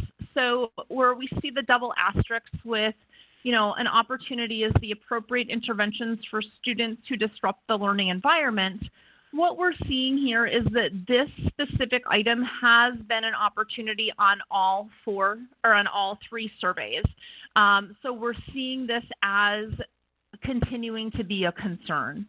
The next one that we see 1 asterisk next to is parent involvement in schools. So we also saw this as a concern on the spring survey and again on the survey this time. So one of the things I want to do is I want to share with you where we have come, and then we'll circle back around to this specific survey.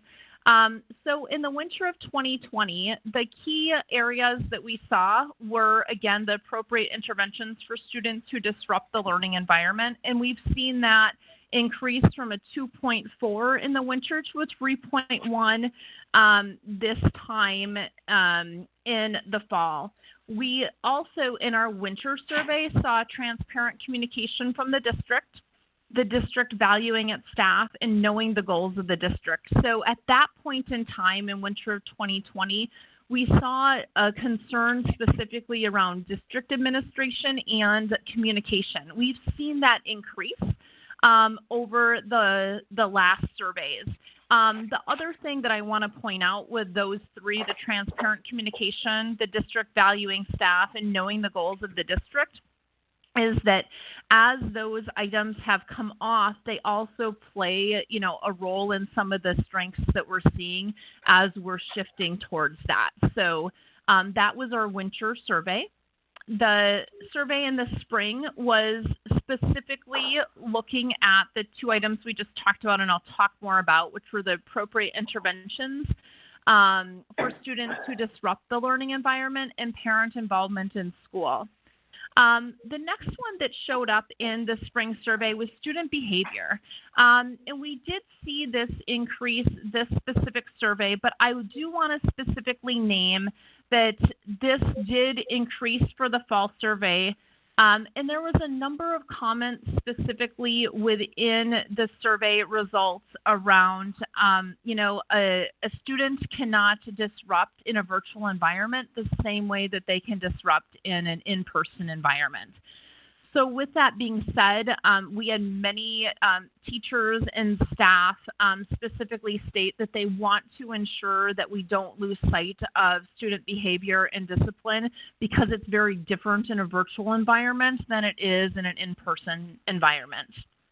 And then the last opportunity that we had for spring was that class sizes are right to serve the students. So we'll move into the fall survey. And the 4 opportunities that we saw for fall were, of course, the appropriate interventions for students who disrupt the learning environment. And there's a couple key things that we saw during that is, what does that really mean? And what staff stated is, it's mental health supports, it's early interventions of students transferring into the district, it's consistency of interventions between schools along with the consistency in content and the research-driven curriculum. So it's really looking at that and stating, hey, how do we ensure that we're working with students as soon as some items start to come up so that those behaviors are addressed before they come out in a way that it's in the classroom where it disrupts both the teacher and other students. The next thing that was on this as an opportunity was parent involvement in school. And the parent involvement in school, one of the things I want to note here is the increased need to partner with parents during virtual learning due to COVID. So, you know, the fact that we're in a virtual environment, many of the staff, you know, in the open comments specifically named that that connection with parents becomes more important during this time, and the need to ensure that that connection is there so that students are getting those things done that they need to get done. The next item that came up was professional development has a benefit on my ability to perform core role and positively impact students. So this one is interesting in the fact that we really haven't seen this score change where we've seen many of the other scores change. So it went from 2.8 in the winter to a 3.1 in the spring, and again, we're at a 3.1 in the fall. And what really came up with this one significantly was how professional development days are used. So those Wednesdays when students are not in session. So one of the key things that really came up was, hey, how do we ensure that when I'm going to these professional development opportunities that they actually apply to what I need for my specific role? So for example, if I am a music teacher, I'm a I'm a dual language teacher, that I'm, you know, going to professional development that impacts what I'm doing in my role. So that was one of the key things that came up. And then the fourth item that came up is it's easy to serve the students. What really showed up in this area is a concern about lack of consistent administration resulting in inconsistent policies and practices from year to year. So those changes in expectations and really the feedback back to staff on what they're doing well and how they can improve. So secondly, it was staff feeling that they do not have the tools necessary to meet the students where they're at. Again, we talked about mental health services, consistent discipline that creates the positive impact for students. So I do just want to kind of bring this up because we can see the comparison between the three surveys.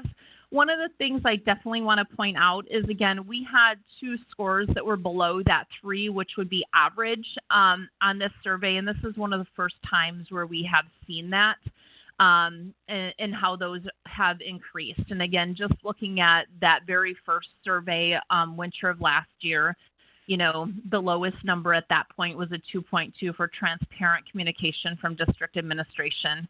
And now that's at a 3.3. So I did just want to point out those because I think it's important to see where we've come and still paying attention to how we can improve those key things for our staff. So the next area that we looked at, and this was based on a request at the last report from our board members, was to take a closer look at the demographics. So there's two key demographics that we looked at specifically within this report that we really haven't looked at previously. That first one is looking at what are the distinctions based on the position that an individual has in the scores. And so when we look at this specific chart, we've got the 4 areas of opportunity, and then the average we see is under fall.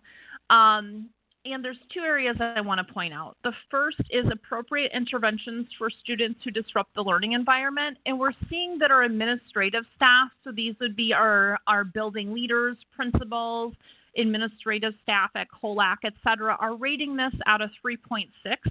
Whereas our teaching staff are rating this at a 3. So we're seeing, you know, a clear distinction between the perception that our administrative staff are saying, hey, we're doing, you know, we're doing okay with this, and teachers are going, there's definitely a distinction here between those.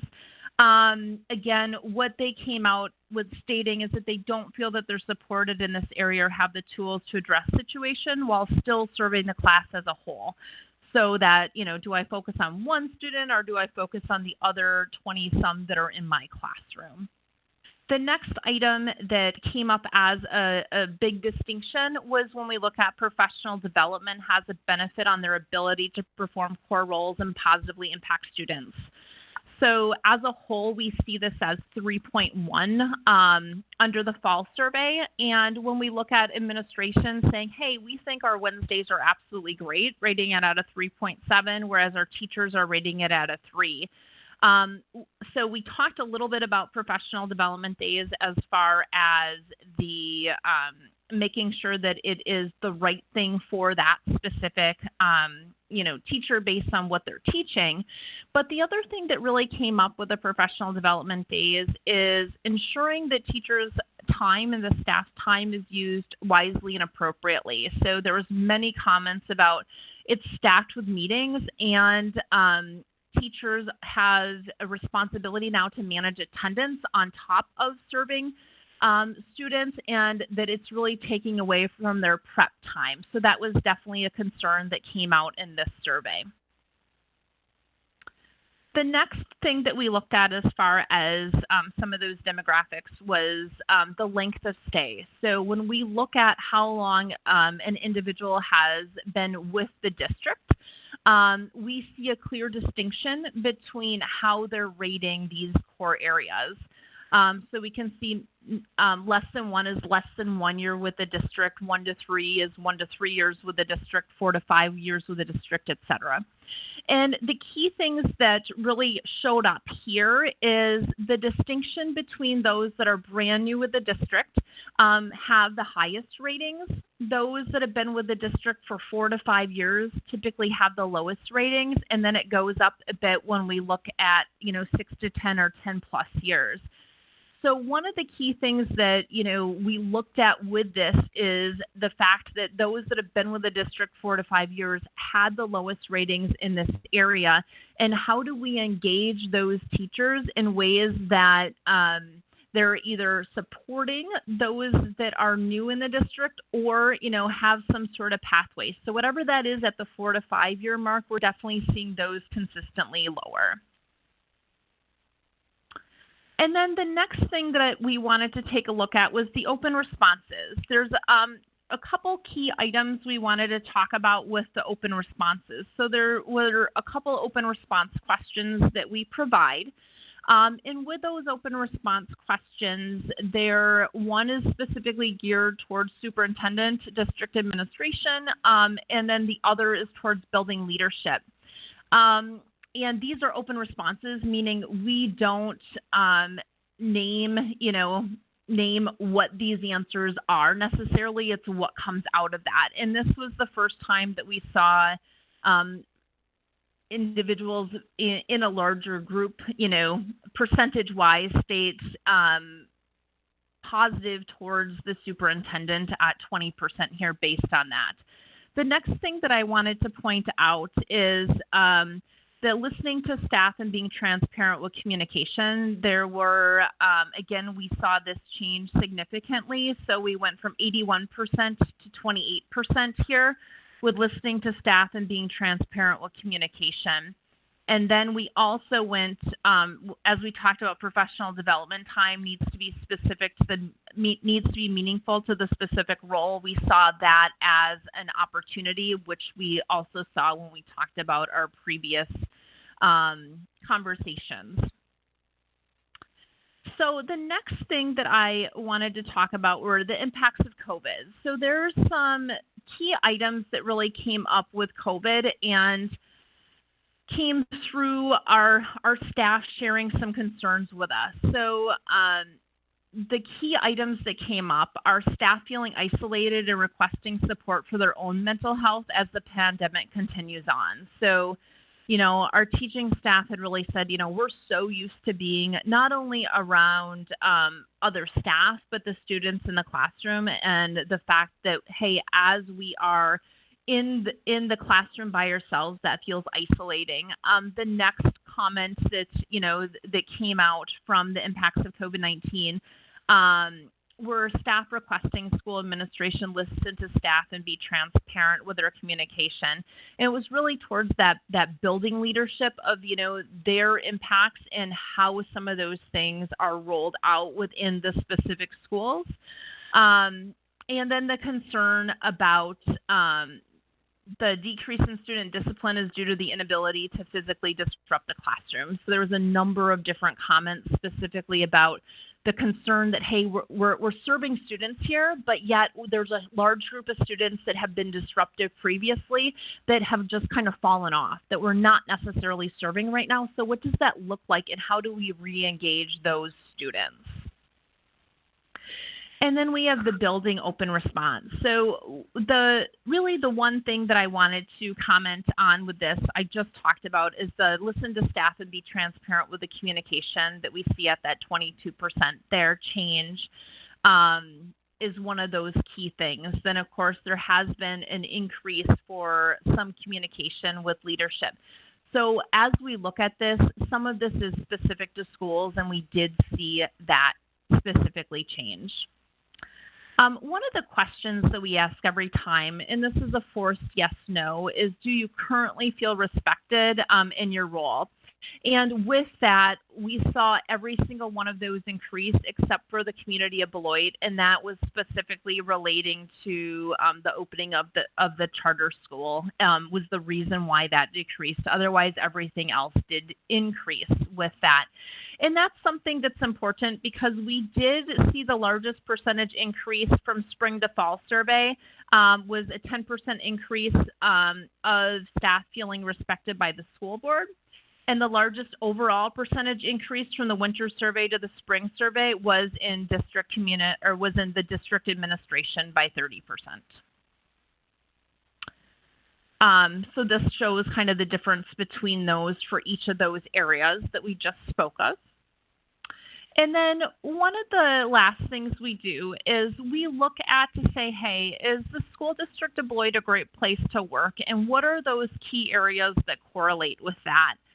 So what we see with that is the three drivers to individuals feeling that the school district is a great place to work is the district valuing staff, that they can trust the district administration, and that the district practices transparent communication. So that's what I have on the report tonight. Are there any questions?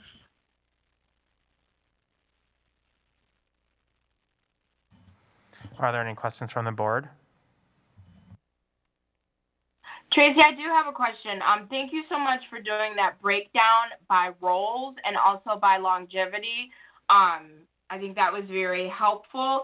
I thought, but maybe we didn't, that a request was being put in to do like by diversity, by race, by ethnicity, of how staff members felt about certain categories. So if you could refresh my memory on as far as the cadence of reporting, when that reporting would come up, and then if you could add that would be really great. So based on how, this is almost a contractual thing, Amy. So based on how we had set this, we've got certain things. So there's some things we just, that are outside of what we had set. So I think when we look at this going forward, we can definitely take a look at that request. Perfect. Could you just let me know, the contract ends when? So we have one more climate survey, and then the exit data through the end of this school year is on this current contract. Yep. Thank you so much. Are there any other questions or comments from the board? Yeah, I do. Tracy, this is John Wong. I mean, there's a lot from this. It's great. I mean, it's tons of information, and for data geeks, they're probably just googly-eyed about this. One thing, though, I was noticing is that the distinction by position, and I was noticing this because there is a difference here that I'm looking at saying, okay, there is perhaps some communication that needs to continue to develop, which it sounds like it's been better between administration and staff, and the teachers, that is, on specifically like the professional development and then the appropriate interventions. I just look at those numbers and say that's, there is a variance there. Also, you had talked about the COVID situation and the whole situation about that regarding like intervention in the classroom and stuff like that. It's a lot harder to disrupt online than it is in person. So I think obviously we have to take that all with a grain of salt. But I don't know, what are your comments about the distinction by position? Is there an opportunity there? So when you talk about distinction by position, so we, and for clarity's sake, for anyone listening and to kind of refresh, I want to name what falls into administration, what falls into support, and what falls into teachers so that we don't have confusion there. And then I'll circle back to your question, John. So administration is really our school leadership, our principals, our assistant principals, our administration at COLAC, okay? Our support staff would be like our paras, our secretaries, et cetera, then teachers are our teachers. So the opportunity that I think we really have is that between administration and our teachers, specifically in the two areas which were, I apologize, I'm going to just go back to my notes because I don't want to get it wrong. But again, the appropriate interventions in the classroom and then the professional development. And I think that this really lies in those conversations with the staff saying, what is it that you actually need so that we can move those items closer. And I'll also name, you know, individuals making decisions typically think, hey, I'm making the right decision. This is the right decision. And then versus those that are at the receiving end of that decision aren't always on the same page. So a lot of that is communication. And John, I do believe that there's some opportunity there. Thank you. That addressed my question. Anything else from the board? All right, seeing none, thank you very much, Tracy. We appreciate the hard work. It was nice seeing the results and see that we're trending the way that we would like. You know, there's still some work to do, but you know, we've definitely come a long way over the past year. Thank you. And thank you for what you're doing because we're seeing that results in the data as well. Thank you very much. Have a good night. You too. Thank you. So 5B is our student board member report from Mr. Kana Wong, who has waited so patiently. Good evening. As per usual, I've surveyed the high school and the 4 middle schools. This month I saw a slight decline in responses, but I think that might be a result to how closely these surveys were conducted to the last ones. The key takeaways from these surveys are that kids have a fair amount of time on their hands, with about 66% of high schoolers admitting to having over 4 hours a day of leisure time, and that kids need to be made more aware of the opportunities that the community has for them, such as tutoring or places to study without any distractions. I'm choosing not to focus much on the results gathered by the surveys this month, but more on the responses gathered in the opinions and questions write-in box. Last month, I had about 20 serious written responses from the high schoolers. Some were asking questions about sports, school, or schedules. Some helped to give me better ideas of what questions I should be asking in my future surveys, and many of them focused on or questioned the mental health of our students and how the district was providing help last month. This month, I received nearly triple the responses, nearly all of which were negative. Students are getting angry. Students do not understand why they're being kept fully online with no options for in-person anything. To the students who voiced their opinions, it's clear to see that they're frustrated by the seeming lack of compromise that they've received in comparison to students from other schools. Many potential options for hybrid models in sports were also given, many of which I'm sure you have looked into or can see in other schools around our area. Seeing friends from other districts have the option of participating in sports or getting to see their friends in the classroom appears to be extremely frustrating. Why are students falling behind or doing worse in their classes? The surveys thus far have shown that it's generally not due to a lack of time, but should be more closely associated with a lack of motivation. While there were a handful of students expressing wishes to stay online, these students were in the vocal minority, and assuming a hybrid model would be put in place, would most likely not attend the in-person options. Whether we're looking into compromises for term 3 or not, the students would appreciate better communication regarding any plan for moving forward and would hope for some opportunities to open up in the near future. Thank you. Thank you, Kana, very much. All right, 5C, we usually do committee reports to the board. However, the purpose of that was that our committees were never televised. You can watch them all now on YouTube. So there is a link. If you go to Board Docs and go to 5C, you can go to take a link to the YouTube channel. And in order to kind of streamline the agenda for our business meeting, the reports will be done that way. And the minutes that have been approved are online, as well as the agendas. That brings us to 6B, the update on so it's been changed to 6A, the update on reopening of school model. Thank you, Board President Larson. So it's perfect that it's coming right after the student board update. So as the change in the policy was made last month, I was asked to make sure that bring forward an updated model to the board so that the board could provide input and then support through board vote. So working with the administration and reaching out to the BEA, I provide tonight, it's a total of 8 slides, but it's really about 6 substantive slides updating the model. So I'm not going to go back through everything that was done in July. I will summarize and then provide the new information in the next 6 slides here. However, I will just start off with the priorities that we laid out at the beginning of the year, which still talks about student and staff safety and following the guidance from our Rock County Health Department, the City of Beloit, the CDC, and other health professionals. Focusing in on the social emotional supports for students, families, and staff, curriculum and instruction, as well as the overarching goal around building and delivering on a comprehensive model that not only has our instruction in mind, but prioritizes the safety of our students and staff. I thought it was important that providing context for the conversation and context for the subsequent recommendations and a couple of board considerations is the context of what COVID is like both in our county as well as within the district. And while the graphs are small and it's not as important to see the scales, what is important is to see the overarching shape of the graphs.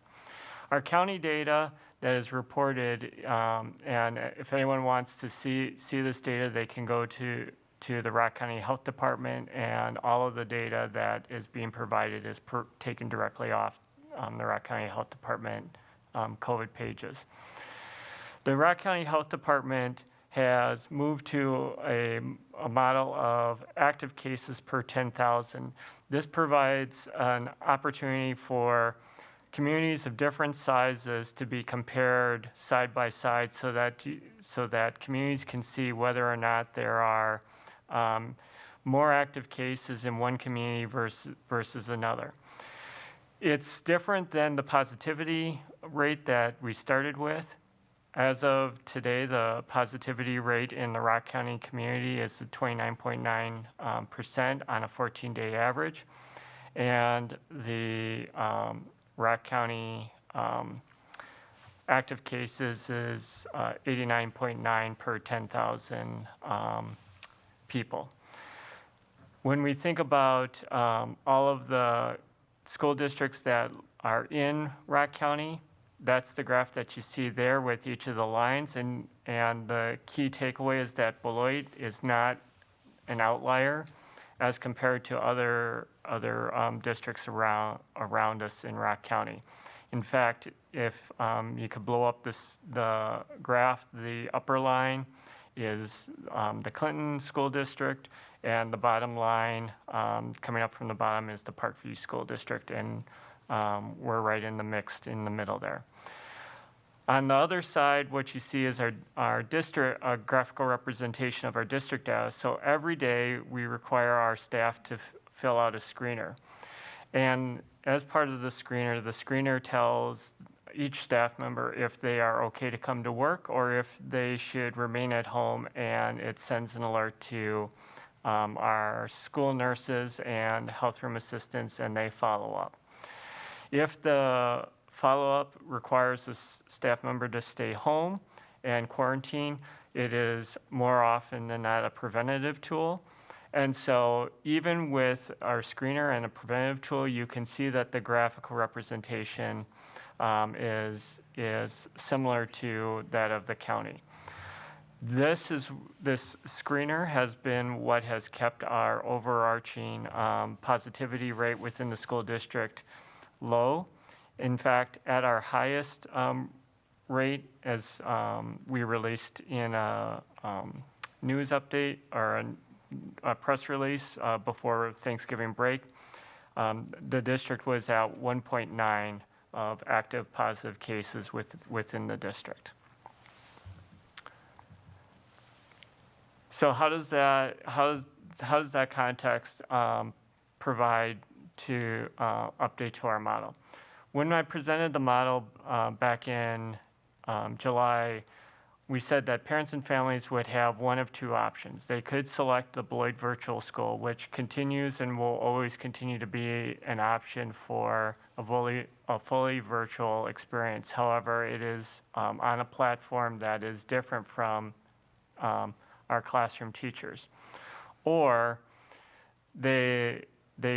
families could select an option which did in July switch between either an in-person instructional model or a distance learning instructional model. And at that time, the decision was made to start in distance learning.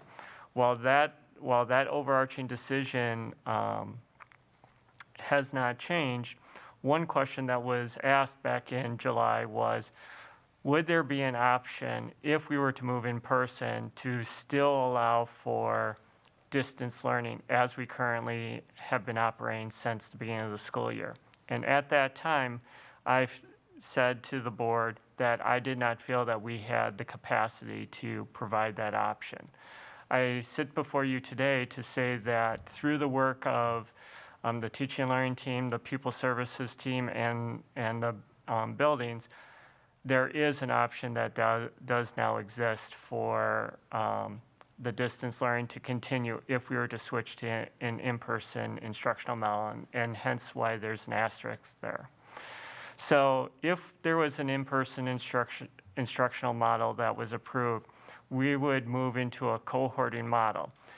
That cohorting model essentially would say that we would split our school district in half and having two groups, a group A and a group B, where the first group would come to school the first half of the week.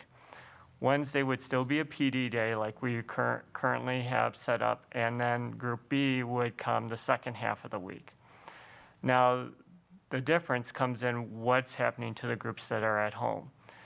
With the technology that we are leveraging and some additional technology that we could add to supplement the distance learning work that we've been doing from our classrooms, we could simulcast our instruction from the classroom to the home.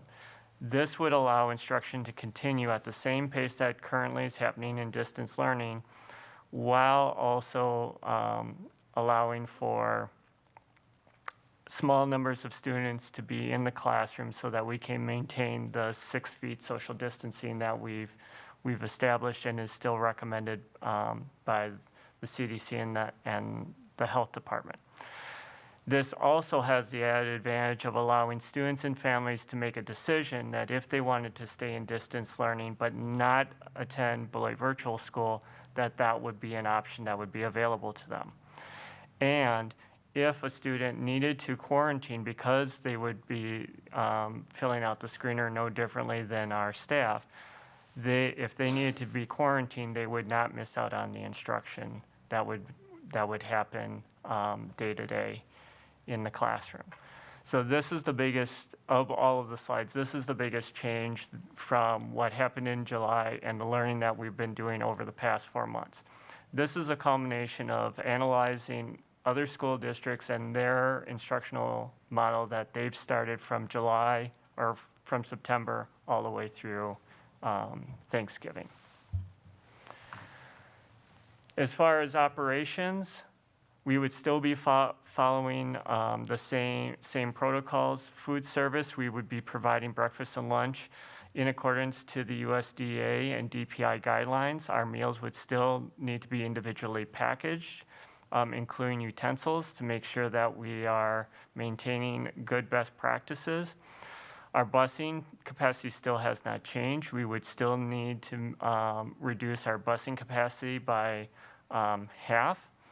And our obligations, legal obligations for students with an IEP do not change. We still have legal obligations to provide transportation to students who have an IEP and have that as part of their services.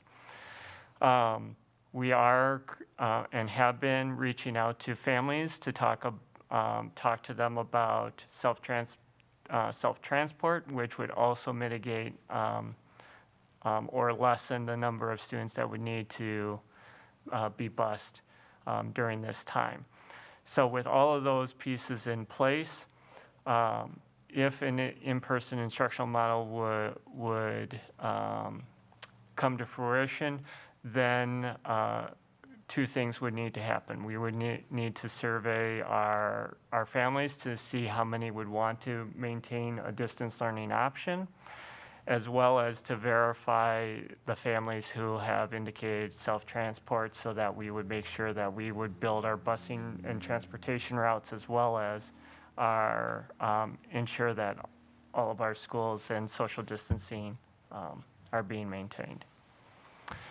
As far as athletics and activities, again, large field trips and gatherings have all been suspended due to just the logistics of travel, and many locations have closed down and still are doing virtual conferences and trips and so forth. Clubs and organizations, while in the fall were taking place off school grounds, if an in-person model were to be a part of that, or small group support was given, clubs and organizations could potentially meet as long as they are meeting all social distancing and safety requirements. Working with our athletic director, Joel Beard, we've been following the Big 8 conference, which has suspended all competitions through basically the semester, so January 25th. Beloit Joel has built a staged athletic approach that continues to follow both the WIAA and Rock County Health Department guidance, and basically follows 5 different stages. Currently, while Rock County's in phase 1, we have virtual conditioning, which is not that much different than what was done in the fall. If approved, if the recommendation is approved, once Rock County is out of phase 1, we would be able to open up and have open gyms and continued improvement within the county. Those open gyms would transition into practices, and then competitions would occur at this point when in-person instruction occurs. So that was the model that Joel had developed in collaboration with Ms. Pells and myself, and put in here so that the board and the community would be aware of what that entails. Small group support is something that I have brought to the board for feedback and input on as well. In following same protocols, this would be something working with the principals could be built out so that if we were not in phase 1, we could start this type of support, focusing in on students of concern. And then again, the question about teacher and support staff volunteers, if we were in a distance learning model and the students of concern, such as students who are struggling to access Wi-Fi or technology, we would build supports around that. Dr. Kieser, I'm really sorry to interrupt, but we need to make a motion to extend our meeting time. Oh, sorry. No, that's okay. I move that we extend our meeting by 30 minutes and I'd like to make the motion. Can I double our motion like we did last time so we don't have to interrupt again? Correct. For an hour? Mm-hmm. Okay. So I move that twice that we extend our meeting by 30 minutes. I second it. So we have a motion, a second to make 2 extensions to our meeting, adding an hour.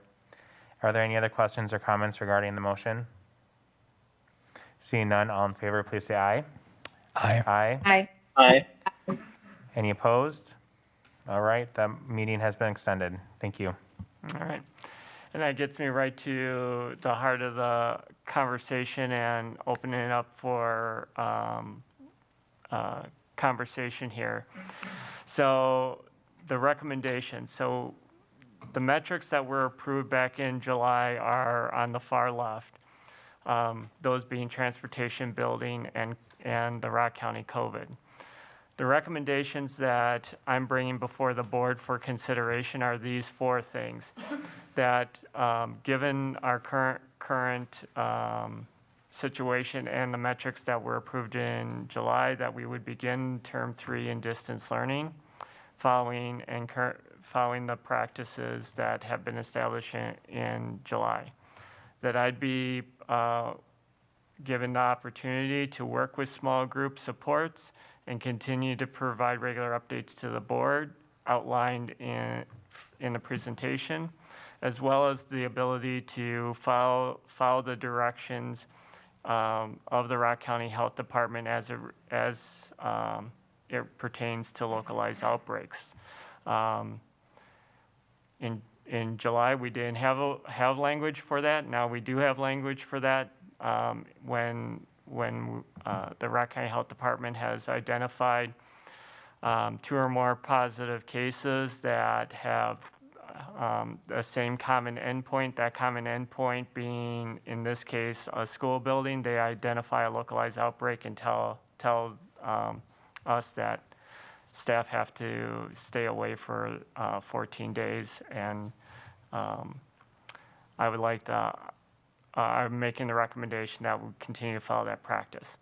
And the 4th one being athletics and activities would follow the stage outline that I presented in this presentation. Those are the recommendations. I also have 2 considerations for the board and to potentially include in those recommendations, and those being have myself bring in January for the board's consideration a phased-in approach for in-person instruction that could take place not at term time, but sometime in the middle of the term. So midterm is meaning in the middle of the term. And then also, if we are in in-person instruction and a school closure is due to staffing shortage, i.e. we don't have enough subs to keep a building open, that I would be able to reopen a school once that staffing shortage was eliminated. I put that in there for our consideration because with the exception of 2 situations in surrounding school districts, all of the other closures within county schools have been because of a shortage of subs and not being able to adequately staff a building and keep the building open while students were coming in person. So with that, I open it up for questions. And I just want to take a brief opportunity to say thank you to all of the individuals that helped put this presentation together. So, Thank you. And we're going to kind of take a round robin. I've been writing down the names, but we want to try to make sure everyone has the opportunity to speak. Board Member Jacobs was the first board member to raise her hand. Thank you, Board President Larson. First, a clarifying question, Dr. Kieser. When you say midterm, so you're not referring to the beginning of 3rd quarter? Are you talking in the middle of 3rd quarter for letter A under board considerations? So the consideration, it would be anytime not at term time. So originally we had discussions around making the decisions only at the end of a term and the beginning of the next term.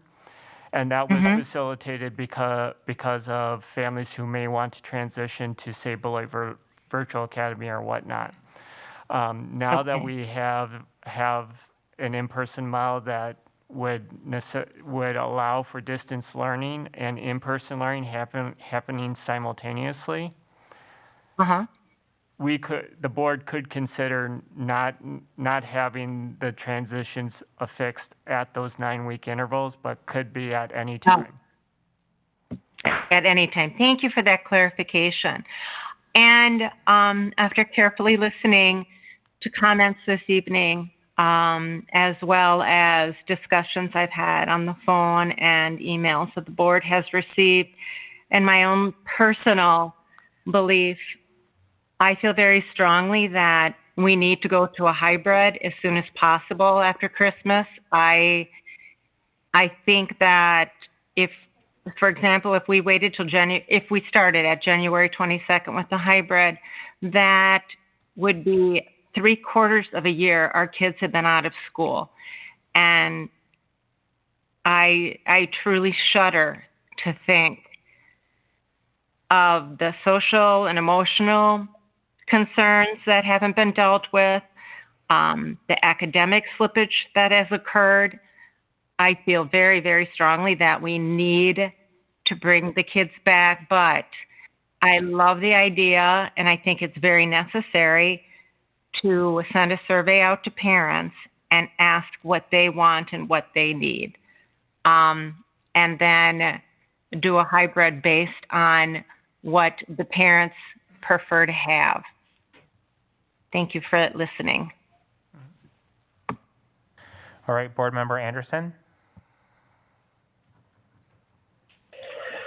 So I had 2 questions I thought of. So in order to have the small groups come in, you said that we need to be at least in phase 2. And when you talk about providing support to kids, are you talking about like having just a group of kids coming in and being able to sit in the classrooms and have the teachers sitting there working with them on assignments, or is it actually like a full class? Like they're sitting there while the teacher is doing their normal class? It would be actual instruction, so they would be instructing in person. So it wouldn't be, there would be work time in class, but it would be actual instruction in class. Okay, and with your one consideration, I mean, if it goes into phase 2, how quickly do you think that we would be allowing kids to come back into the schools for small group? If we are in distance learning, the small group model once built out could extend as long as we either don't have a localized outbreak where we would have to shut down, or we transition into in-person instruction, in which case it wouldn't be needed because we would be providing instruction in person. Then my last question is that one thing I was kind of wondering is, would it be possible, because like as we did when we were having our closed session meeting beforehand, where at the start we recorded the meeting and then we would post it onto YouTube later, is there a way that we could possibly have teachers record their classes like we did, or like our meeting, and then post it online for kids to view on a later day if they missed that class?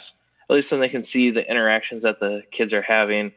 And even if they were in that class, then it gives them the opportunity actually to go back and possibly review something that they could have missed.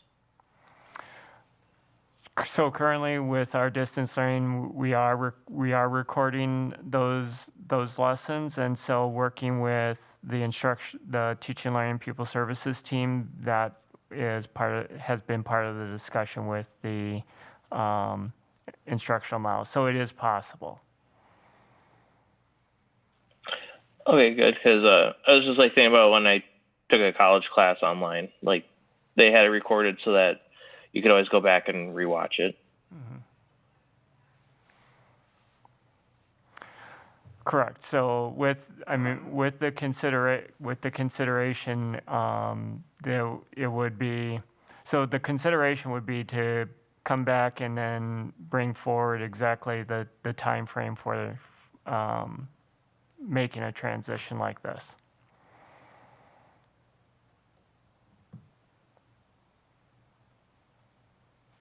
All right. Thank you. Board Member Levy. Thank you. Okay, so statement, and then I'll get to my question. I feel like we're putting the cart before the horse, and I am a bit uncomfortable being asked to approve a model when we don't have what our teaching capacity is or what our student demand level is. I think that those are the first two building blocks where you find that data out and then you go.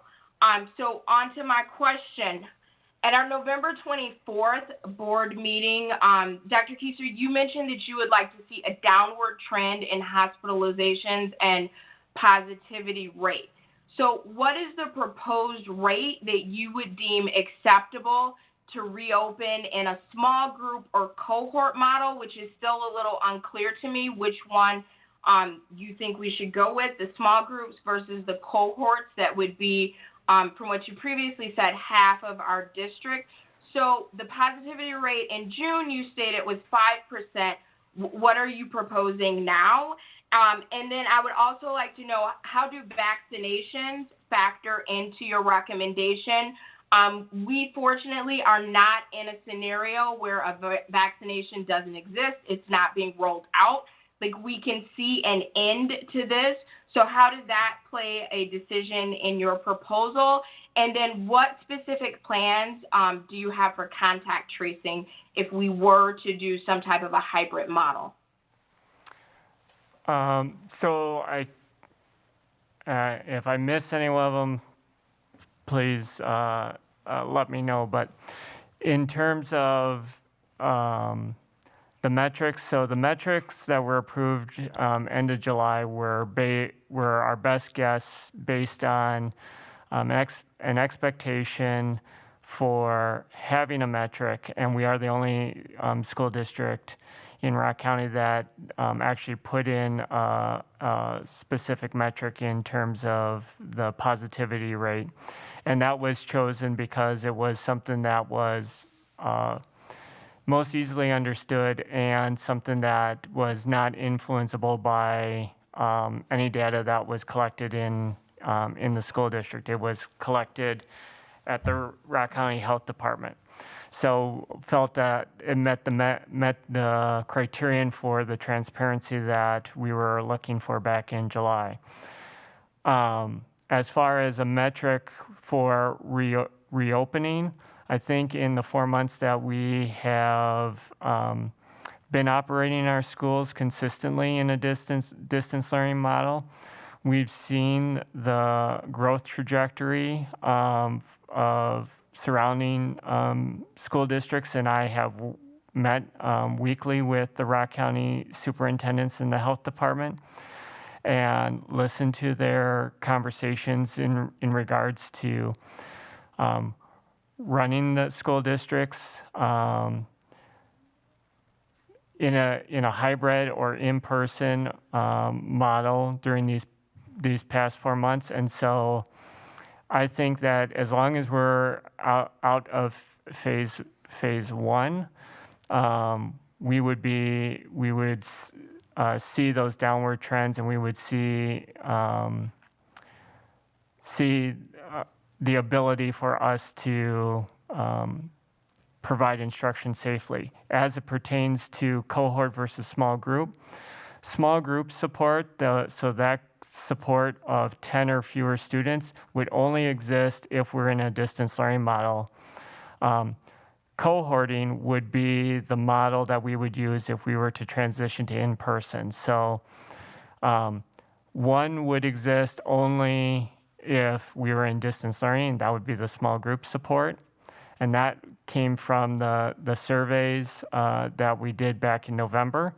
The cohorting is our model for in-person instruction because we could not bring all of our students back and still maintain the social distancing guidelines across our district. While some of our schools could do it, not all of our schools. So the model that we settled on for an instructional framework for in-person would be a cohort. So we would immediately say that we would break our district into half, so like A through L and M through Z, and that would be the two groups. Those groups, we would be able to provide social distancing and instruction, while the other group would be remoting in and watching the instruction online. And if families made the decision that even if I was in group A, because I'm in the front half of the alphabet, I still want my kid to be in distance learning full time, that would still be an option available to the family. In which case, that would further reduce the number of students that would be coming in person into school. So that would be the difference between those the cohort and students of support. As far as contact tracing is concerned, we have been doing that already with our staff, our director of school health, Ms. Babilius, and her team of school nurses and health room assistants are the ones who follow up on the screener survey, and they're the ones who do the contact tracing for us within the district. So what we would be doing is be expanding what we're already doing with our staff, with our families, and saying that if a screener survey said to a particular student that they should remain home, that information would automatically be routed to the school nurse or health room assistant to call the family and follow up with them. I believe I answered all three of your questions, but any follow-ups? Yes. Very quickly, just for transparency with everyone listening, what are the numbers associated with the phases? And you gave us 5% in July, so I'm looking for a number that you are comfortable with the positivity rate. And then also vaccinations. How does that, if at all, play a role in what you are proposing this evening? And then the first thing that I started with, are you asking us to approve a model without having capacity and demand and those two foundational pieces? Okay. Thank you for the clarification. As far as the vaccination, no, that did not play a factor in the decision. As the information has begun to roll out, they're talking about phases and even taking phase one and breaking phase one into a couple of sub-phases. It is unlikely that vaccinations would occur anytime while this school year is still going on. At the earliest, it would be the summer, going into next fall before we would see enough vaccinations community-wide that we would say that has an impact. So it has not been a factor in that. As far as approving a plan, so the recommendations I bring before the board are based on the things that I know have been approved, and so approving moving to in-person would be to say that we need to move past the metrics that we approved in July and move forward on the guidance and the structures we put in place as far as social distancing and so forth. However, I do have the option for the board to consider, based on our current positivity rate, to start in distance learning and a consideration for the board to say, bring back a team and a plan for phased-in instruction. So I do have an option for the board to take action tonight and then also provide guidance and further action for the board to act on after winter break. So I'm still waiting for a percentage that you are proposing. It was 5%. What is that percentage now that you're proposing? And is it still, as you felt in July, like if we were 5% but not trending down, that you weren't then comfortable? And whatever that new number is, does it also have a downward component to it? And then just to be clear, and then we can move on to whoever is next in the queue, you are asking that we approve a model without knowing capacity, i.e. how many teachers we want to be in the building. Are we going to mandate teachers come back into the building? So capacity, and then demand. How many, like a number, like we did a survey, we opened it, and people can decide this is what I want, because without capacity and demand, to me, it feels very frivolous to approve a plan. It feels like putting the cart before the horse. So you can comment on that or not, but I am looking for a number, and then we can move on to whoever is next. Okay.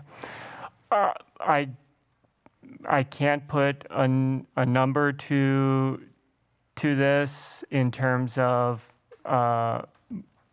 where things would be. We started with 5%. We have not seen 5% since mid-August. So probably, I forget the actual date. At one point, I actually wrote it down, but it was mid-August. That was the last time we saw a 14-day positivity rate at or below 5%. So I don't have a recommendation on a number. If we are going to in-person instruction, we do know which staff have ADA accommodations and would not be returning to in-person instruction because of accommodations that have been approved through HR. If we were to move to in-person instruction, our instruction would still be in person. So the staff would be reporting to the buildings and would be providing instruction from there. If they cannot provide instruction from the buildings, then we would need to get a sub. So that would. It's the best answer I can provide at this point. So it sounds like, yes, it will be mandated, and you were comfortable with giving a 5% positivity rate as our threshold, and you are currently not giving, because right now, our last 14-day average, we're sitting at 29.3%. So I just want to be clear with that. You are not comfortable with giving a number for that. Yes, I'm not comfortable giving a specific number. Okay, thank you so much. Yep. Board Member Wong. Okay, I had a few questions, but most of them were answered. But I do have a statement. It's going to be a little lengthy here, because and what we've learned in the last 4 months, actually the last 9 months, is significantly different. I mean, what we know today is different than what we knew in August, is different than what it was in May. But I'll start here. Over the last year, we have all coped with the COVID pandemic. As we've coped with it, we've experienced a whirlwind of activities, thoughts, and emotions. In late summer, there was a vast discussion about how we were going to approach the new school year with the pandemic in full swing. As a district, we decided to go 100% distance learning for the protection of our students and families throughout the community. As we have progressed through the fall, we have witnessed all schools conducting their school year in much different ways, all involving some form of hybrid approach to bring students into the schools in a safe manner for not only the students, but staff as well. As the number of COVID cases increased over the last several months, potentially peaking out in the middle of November, we have seen a dramatic drop down in the last month. Surprisingly, this all took place during a time when most would have thought it would spike higher. I truly believe as a community, everyone has become much more aware of the danger of this virus and taken it more seriously than earlier in the year. It's nice to see the graphs clearly available on the Rock County Health Department website showing the dramatic drops over the last month. Now we are in the very early stages of vaccination distribution. I believe it's critical that the board looks at the second semester in a different manner. It is no secret that the distance learning model has accommodated a lot of learning needs for our students and quite honestly provided them with an experience that will be invaluable for years to come. In a sense, we have forced our students to become much like college students, having to manage their own time and schedules in a manner that is not normal for elementary and secondary education students. Unfortunately, we have also experienced many negatives for all of our students, including isolation, mental illness issues, technical challenges, family responsibilities, lack of normal support options available if they were in person, less coverage of the necessary curriculum to allow for proficiency, the ability to check out even if they appear on a screen to be present, zero extracurricular activities, which provide greater outlets for social interaction, along with all the other benefits that would bring for our students' well-being. These are a few of the issues our students have experienced over the last few months. As we look forward to the next semester, I believe we need to implement at minimum a hybrid model with the eventual move to in-person. I understand this will bring along a vast number of changes from the current environment, but if we are truly going to live up to our mission, preparing and inspiring every student to succeed in life and contribute to an ever-changing world, we have to provide a better platform. As we all know, our district has historically been behind in the area of academics, and it should come as no surprise to any of us that this year it will create an even greater achievement gap than we've had in the past. The impact of this year will likely affect all our students for many years to come. Let's not continue to make it worse. I would also question how we are going to measure the proficiency of our students as we move forward, and what steps are we going to take to make sure they are prepared before passing them on to the next grade? Or are we just going to socially promote them just because they are a year older and ultimately not provide them the necessary knowledge and skills to succeed in life? I realize there are many who will disagree with moving back into the buildings during this pandemic and would just like to see us wait until everyone is vaccinated before we begin any form of in-person instruction. I understand there are those who fear for health reasons this is not the best option for our children, their families, staff, or administration. This is where I would expect administration, just as we've been presented tonight, with a plan which I would support a hybrid model at the bare minimum, as I'd mentioned, but this would also include safety precautions necessary to keep everyone as safe as possible, but allowing for in-person instruction. There should also be very little tolerance, if any tolerance, for those unwilling to abide by these precautions, be it staff, students, administration, or parents. Everyone has to take personal responsibility to do their part to make any form of in-person instruction as safe as possible. If not, we will have alternatives. School District of Beloit is the only district in the entire county that has been 100% distance learning for the entire school year.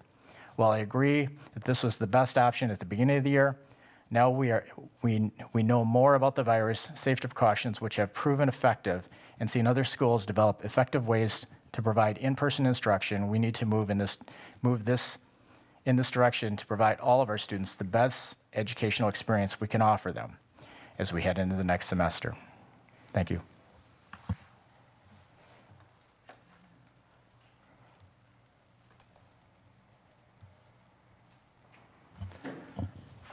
Thank you.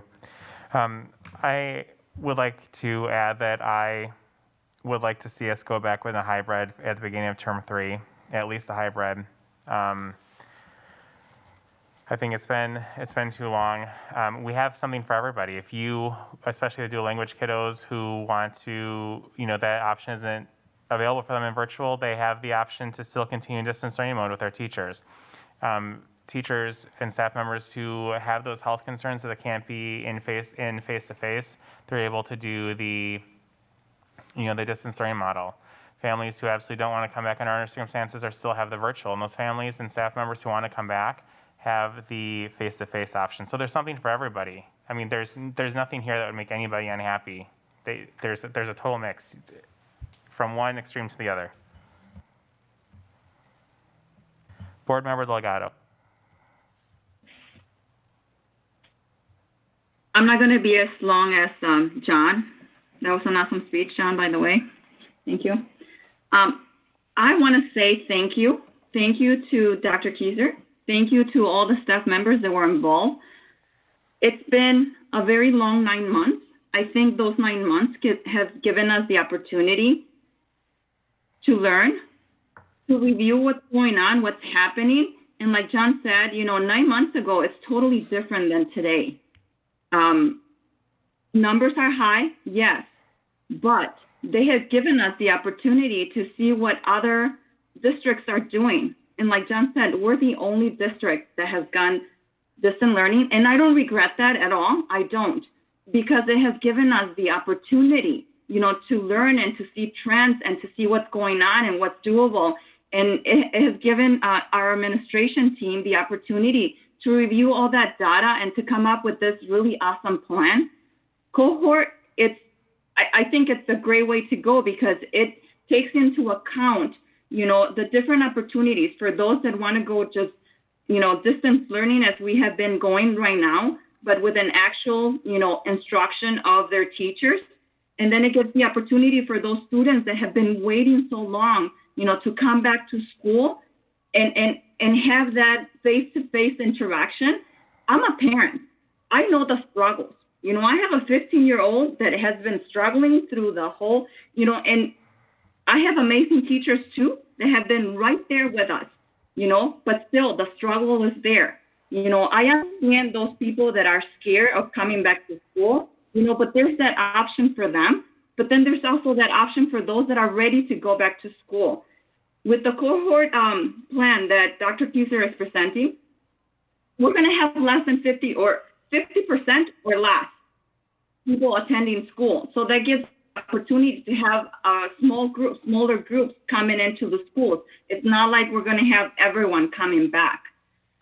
You have that, I think there's so many things that have been considered in this plan, where if people get, are exposed or whatever, they're able to stay home and do their distance learning without missing out on any of that. So I thank you for providing this awesome plan. As far as the question about percentages, I just want to ask if you're thinking about, because I totally understand that you want to go based on the guidelines of the CDC and also the public health through the county. So is the plan to be, once we were able to move into phase 2, then we would go ahead and launch this plan? Is that what you're proposing, Dr. Keiser? So, yes, I have, as part of the proposal for, especially with athletics, is tied to staying out of phase 1 and going into phase 2. Unless the board decided to alter those conditions or those recommendations. In part, if, for instance, as the example, if there was a board motion to move towards a hybrid, or in this case, the cohort in-person model with the simulcasting, and that occurred while not in phase 2, I would want the board to consider the athletics and the instruction at the same time, because competition, the phased-in approach that Mr. Beard developed was based on competitions beginning when we had the opportunity for in-person instruction. So in that case, I would want to make sure that we would tie those things together. If the board's consideration was to say we would move to in-person instruction when we move out of phase 1, then that would be the new metric, and we would be saying instead of a 5% metric, we would be saying as long as we're not in phase 1 based on the Rock County Health Department's plan, then that becomes the new metric for in-person instruction. One more question. Are you aware of how many districts are currently doing in-person instruction, even though we're on phase 1? In Rock County, In Rock County. all of them except for us. Thank you. What is keeping us from doing that? Why do we have to wait for a number?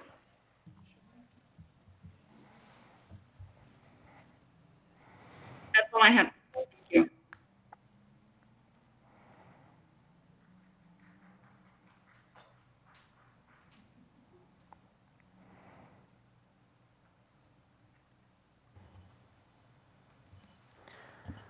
Okay.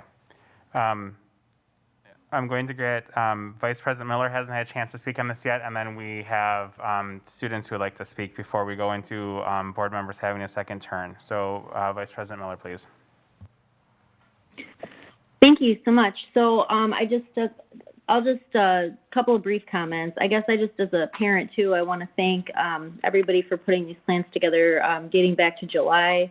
We have also been, we have our own struggles like everybody else too, but my kids and I have really appreciated the consistency of being able to get used to this virtual learning. Even my kiddo who really struggles in school, that consistency has really helped. So I just really want to express some gratitude for that. I have a couple of questions. If we are going to simulcast elementary school, I have a daughter in kindergarten and a daughter in 3rd grade.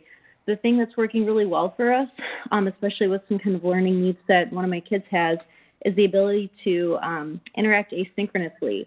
And I'm concerned a little bit about putting, well, not a little bit, I'm concerned about putting our elementary school students in the cohort model in front of a screen. Would it be like in front of a screen for 7 hours? Or I'd like to hear a little bit more about how the cohort model is going to work with our younger students, because I do fully agree. I think the screen time can be really tough, and I like being able to kind of break it up throughout the day. So can I ask that question first and then come back to a couple more? Certainly. In terms of a little bit of insight, I have my executive director team with me, and they've been a part of the conversation. So Ms. Moratek, who's the executive director of teaching and learning, I know has been a part of the conversations with the directors in teaching and learning and the building principals. So can talk in kind of the broad brush strokes in terms of that. I know that there are refinements to the plan as we've been trying to collect all of our information since the beginning of term 2. Ms. Martek? Good evening.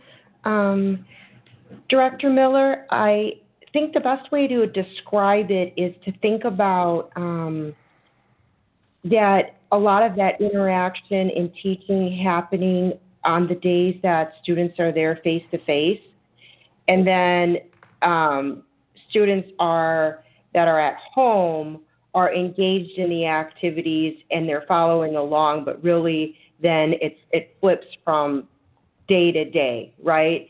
So a lot of that discussion and so forth happens in that face-to-face time, and then that group comes and goes, and then it sort of flips. To the point about the screen time, I think that's been a concern, to your point, since the very beginning of all of this, right, since last spring, and what does screen time mean for our kids? And so where it may not be ideal, we have to be flexible in the way in which we're thinking about it too. And so all of that hasn't been detailed out, but I do think that there's a way that we can structure the days so that kids that are at the at-home time during that face-to-face and cohort model are having breaks. And so we would just have to think about how to structure that, especially in a K-5 classroom. You know, in a face-to-face situation, a K-5 teacher gives students lots of breaks, right? You shouldn't be expecting a little one to sit, whether they're in your home or in your classroom, for an hour. You just naturally give lots of breaks. And that can even be breaks as far as standing up, being kinesthetic, not just completely stopping instruction. So yes, there's more to talk about in that regard, and that's a really good question. But I also think we have to be flexible in what's ideal. So I guess a follow-up to that is I'm curious because I'm aware of other districts that are using a similar model where some kiddos come in certain days and others, and the kind of like the off days are like the asynchronous days, so that the times that the kids are in, like for the elementary school students, when they're in elementary school, like live, like in person, with the reduced number of students, right, because of the AB, the days that they're at home or whatever caregiver's location, they're working through asynchronous stuff. So they're like doing whatever, like hands-on, arts and craft, like whatever it is that we do. And like the curriculum that we've had so far at Todd has been outstanding. Like all of the things that have been sent home, I mean, it's been great. And I think part of what's made it so great, especially for like the kindergarten level direct experience that I've had, is that we're able to like do what you said and like break up the day. And even the live lessons, like they do the kinesthetics and stuff, and that's great. I guess like what I would like to see, and I appreciate how concise the plan is, but before I would be really comfortable adopting this as a model, I think I would just need to see a little bit more, I would just need more information on like the accommodations that we're making for kids who are like neurodiverse, kids who don't have, I mean, there are a lot of different considerations to make that are developmentally specific to kiddos. I do think that there's a good way that we can phase into in-person, but I'm particularly concerned about kind of what I'm hearing so far, I guess, with our elementary students. So I guess that's kind of one of the questions. And I was going to roll into the other one without even pausing, so I apologize. Did you have anything else that you wanted to add, or? No, I'll just take notes and then work on getting back to you too if you want any follow-up. Oh, yeah, that would be terrific. I think okay. I'll probably want to know. I'm assuming other board members would be interested too. Yeah, and just any like multimodality type of learning is happening right it should be happening or being discussed in a virtual environment as well. Yeah, so, and it's been going really well. Like I think in the distance learning model, like there are the breaks throughout the day. There's like the like I know all of those songs by heart. They're amazing. So I'm going to miss them when I go back because I'm on EFMLA right now, and then it'll be a whole different story. But I mean, I think a lot of us, the whole challenge here and what we're hearing from our students and people who are concerned across the board is that we have complex issues because like every person's circumstances are so unique. So it's very difficult when we talk about the health and well-being of every child. That looks very different for every child in some cases. And of course, there are generalizations we can make, but that's kind of why I'm asking these questions, because I want to make sure we can find a good path forward that really will suit everybody's needs as best as we can during a pandemic. So thanks. I guess I want to come back to the issue of the metric. I think that conceptually, overall, I really like the plan in terms of starting out in a phased reentry. I don't think it's reasonable to ask school teachers and administrators to have collaborated and communicated effectively with parents and their students and their staff to immediately start at term 3. I think that would be awesome if we could, but I don't see that it's reasonable, and I appreciate that Dr. Kieser built that into the model that he's presenting tonight. So I guess my question there would be, in order for this to be as clear as possible, because consistency is so important and because families need to be able to make plans and understand what they need to do for what's best for their kids, I would not be comfortable approving a model tonight without a hard metric for like what is okay in terms of small groups and like what is okay in terms of a shift into a cohort model. So it seems to me that we've done an excellent job as a district so far collaborating with our county health department. And I know Dr. Kieser, you listed a lot of different partners, and I would encourage you, if we could continue that track of coming up with some kind of like a multi-measure metric that considers the, I'm going to say this probably wrong, but like the per capita, like the every 10,000 people piece, something that considers the hospitalization rate and hospital capacity in the area. Like I think there are a lot of factors that we have to take into consideration. And I'd love to hear it if you have some thoughts on that tonight, but I'm wondering if perhaps it would be wise to take this under consideration and postpone a voted approval for the whole model until we see those metrics. So do you have any thoughts on that, Dr. Keitzer? And then I just have one more question. So in terms of hard metrics, you're suggesting like looking at more than just the 14-day positivity, maybe perhaps the cases per 10,000 hospitalizations and others? I thought that you said in the beginning, and maybe I misheard you, because I thought that you said in the beginning of your presentation that you mentioned that we hadn't seen 5% since the middle of August, and that we've learned more about how we do metrics and just kind of coming up with a rate that made sense to kind of what the current experience is here in Rock County and for our families. Yeah, so been following, the Rock County Health Department's been tracking all of our school district data since the beginning of the school year for each of the districts. So knowing the model for each of the districts, that graph that we started here on the left, we've been the one consistent district that's been doing distance learning this entire time. Every other line that's on there has started either distance and transitioned to in-person or started in person, has remained in person, and has pivoted to distance learning when they've had sub problems or in 2 cases had localized outbreaks. So in looking at that data, those curves could be the data that we look at, and so that's to the earlier question around the 5% metric. I have a hard time providing an answer tonight in terms of any number, simply because of if we take a look at the data holistically, we've been in person because we've had a board approved metric, and that board approved metric we haven't seen. So if we adopt a new metric, that is definitely a decision the board can do. When the question was asked, is there a number? I can't think of a number at this point.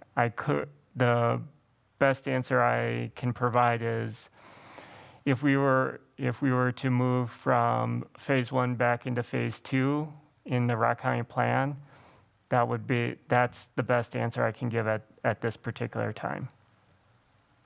I really appreciate the explanation, because the whole reason that we've done this, right, the way that we have, is to try to be considerate of the unique needs that our community has versus other communities, the consistency pieces that have gone into play, and I feel like I really appreciated your perspective on, just you seem to share a lot about working collaboratively with the health department and everything. So, it feels like I really like your plan, and I really like what you propose, because it does give flexibility, it does give choice. It takes what we've learned in these past several months, and it provides a lot of great opportunities, and I want to make sure we do it correctly. So don't take this at all to be oppositional. I would like to see, again, because if I'm a parent, I'm trying to make those plans, am I getting ready to do distance learning, stay at home, or am I needing to go find childcare because now I'm going to, or change my life situation to send kids back 2 days a week into term 3, whenever that happens, right?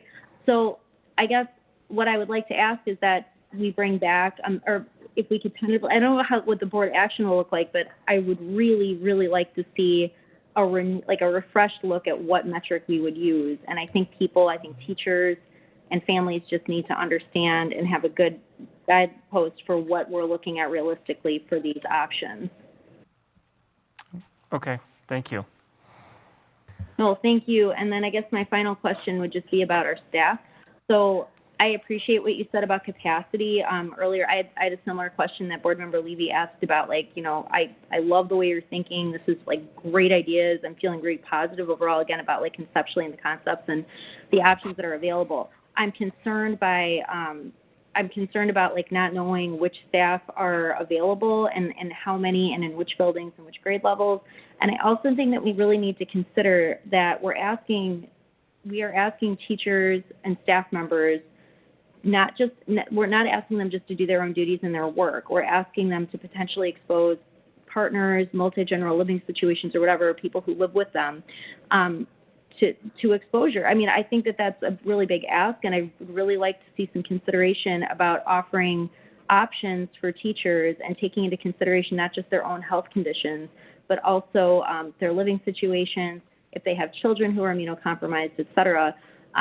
Because like our teachers are the people who make education happen, and I'm very proud of our district, and I know many of our kids are dying to get back in the classrooms with those teachers because of how valuable they are, and they need to be a part of the conversation and some of their needs.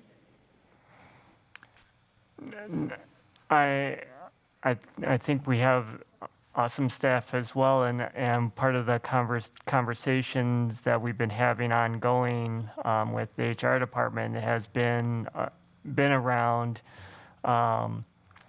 the ADA piece. And so any staff members who at any time have felt like they needed accommodations, because when we set out on approving the model and we made the decision back in July to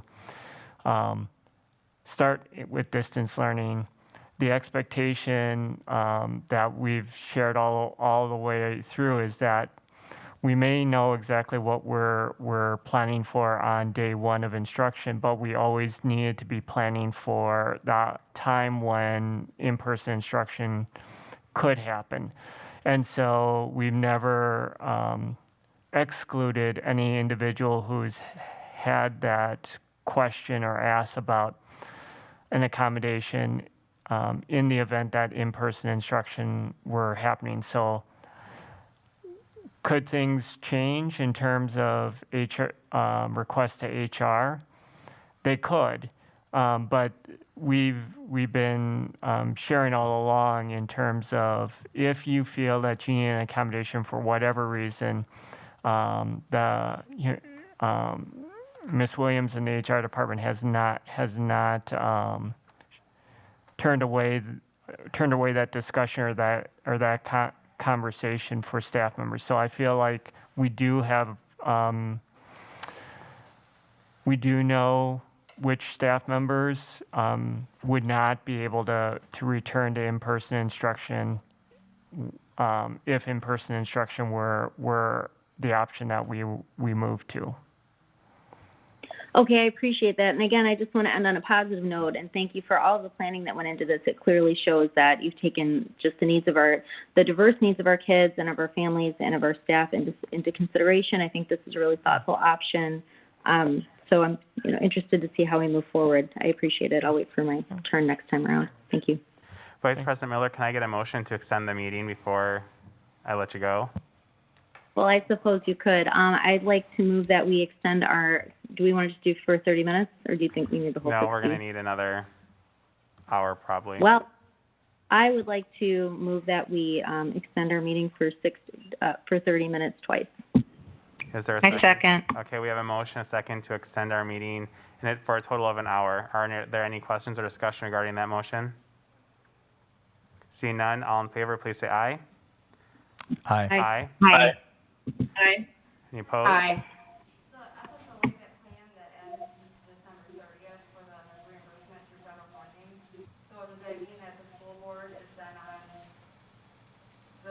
They'll have to come up with money for any teacher that asks to take off under FMLA due to in-person instruction starting January 21st, because all that federal money is gone. Board President, did you call on the next person? We have two students who are in the audience, so the first one can come up. And please state your name and your address. Oh, hang on. Let me turn you on.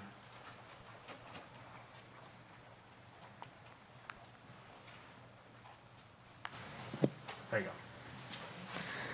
Hi, I'm Isabel Churchill, 1541 Highland Avenue.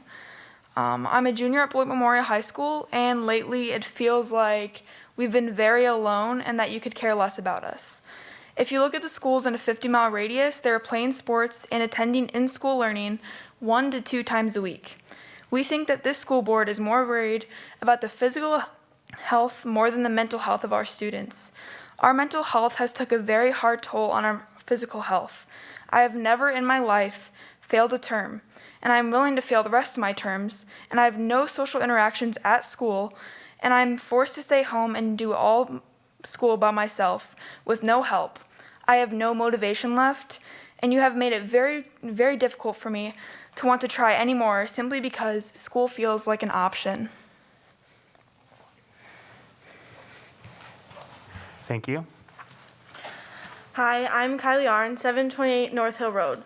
I'm a senior at Beloit Memorial High School. I was a 4.0 student who I'm ready pretty much to lose my grade point average because school doesn't feel like school. I have no motivation left to do it. It seems as though you don't really want us in school. It doesn't seem like a priority. Are you really all that confident in the people you're sending out into the world? Are you confident that we'll really make it with all the setbacks you're putting us up against? I really hope you know that if you say no or postpone a decision tonight, my family and multiple others will start having serious conversations about leaving the school district. We are us high schoolers, and we are the least affected group.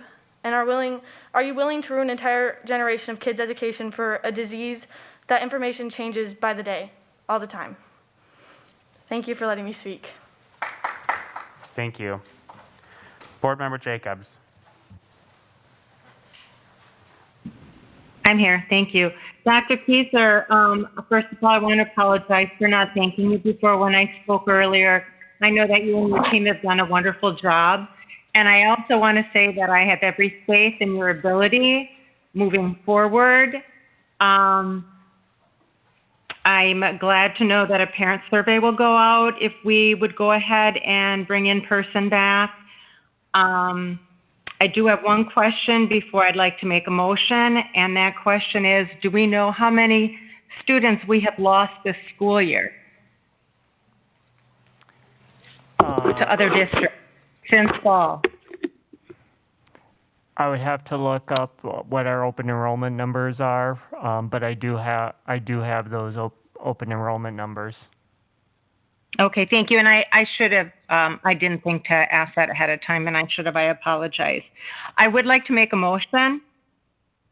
And There are still people waiting to ask questions. I'm sorry, you can't interrupt a motion. I make a motion for the School District of Beloit to begin a hybrid model beginning January 22nd with the superintendent's ability while doing an in-person instructional model to call a school closure due to staffing shortage, and that the superintendent will reopen the school once the shortage is eliminated. That was long. I'll second that. We have a motion and a second to begin a hybrid model for January 22nd, term 3, with the consideration B from slide 7, allowing the superintendent to close the school due to staffing issues and reopen it once that staffing issue has been eliminated. Are there any questions or comments regarding the motion? Yes. Go ahead. Yes, Board Member Levy. Thank you. So a couple of things. One, it sounds like we're trying to resolve policy through a motion that needs to happen under, I believe it's 723.1 Rule 1, which we rewrote 723.1, I believe, at our last meeting to change the authority from the superintendent to the board. That policy still needs to be cleaned up, and we need to address closures and reopening specifically in Rule 1. And just a clarifying question for Dr. Kieser. Dr. Kieser, if I'm understanding you correctly, the hybrid that you're proposing, am I correct in repeating what you said, that you would only be interested in moving forward to that once we enter phase 2? That's what I proposed in the model tonight. Okay. Thank you so much. And since a number wasn't able to be given to me for a metric, I did some digging.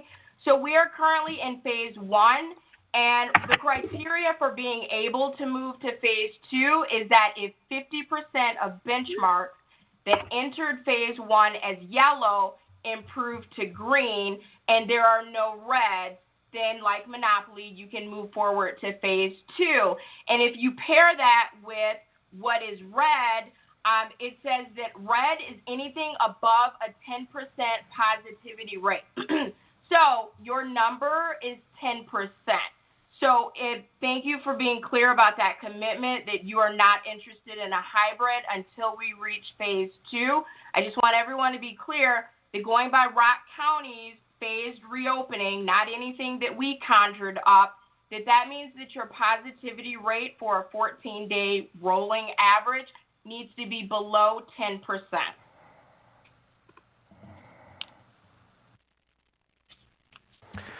Okay, Board Member Wong, what's your question or comment regarding the motion?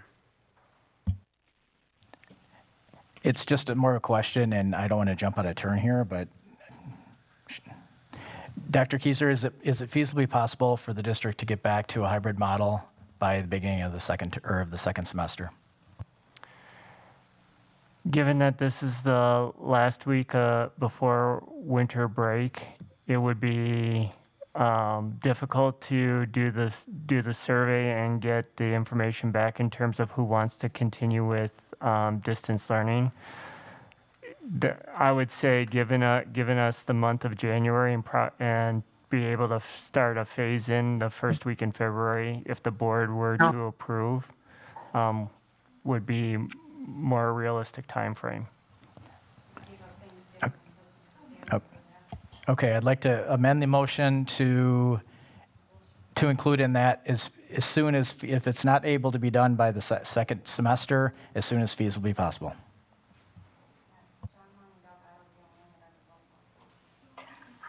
I would like to amend the amendment that we stick to the Rock County phased reopening so that we can address this as soon as we are under a positivity rate of 10% for that 14-day average. Okay, the amendment doesn't have a second yet. So feasibly possible, would you be willing to accept a friendly amendment to that with a, what's the first week of February? Are you speaking to me? Okay, so can we say, rather than as soon as possible, we say no later than February 1st? I have a question, Board President. Yes. Okay, then I'll second your amendment. Yes, Board Member Levy. Thank you. So since I started with clarifying that Dr. Kieser was committed to the Rock County phased reopening, I think it would be negligent of us, given that this is his recommendation, to not stick with what he is requesting. And it clearly says on the website for Rock County Reopening Dashboard that you need to be under 10% in order to enter into phase 2, which would clear the way to do a hybrid model. Thank you. So we have a motion and we have an amendment. Are there any questions or comments regarding the amendment? Point of order. I do. Will 10% be included? I have a question. Okay. 10% is, okay. Hang on, we have a point of order with recording.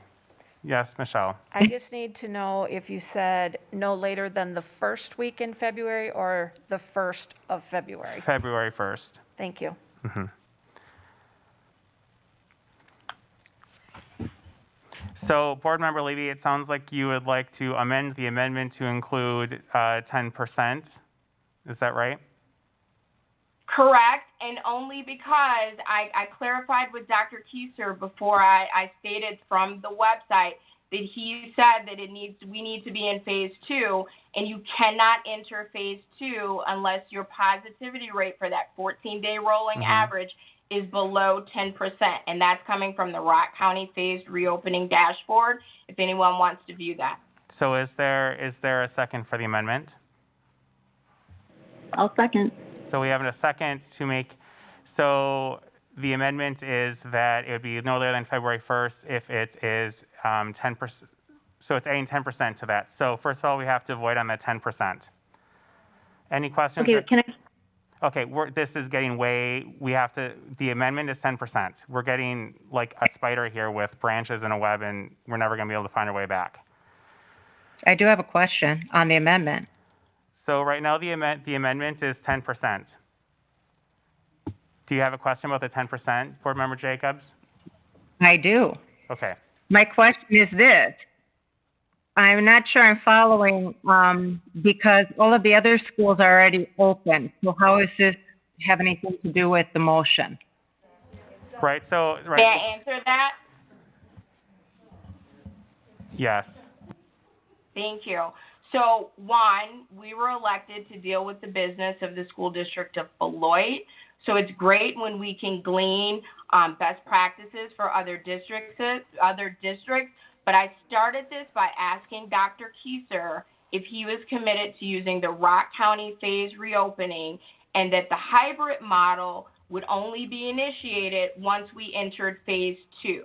If you go to Rock County, unbiased information, not something that we came up with, in order to enter phase 2, they have the criteria of yellow has to go to green at least 50%, but you can't have any red. And a red happens if you are above 10% positivity rate. Thank you for the explanation. May I ask a question? Yes.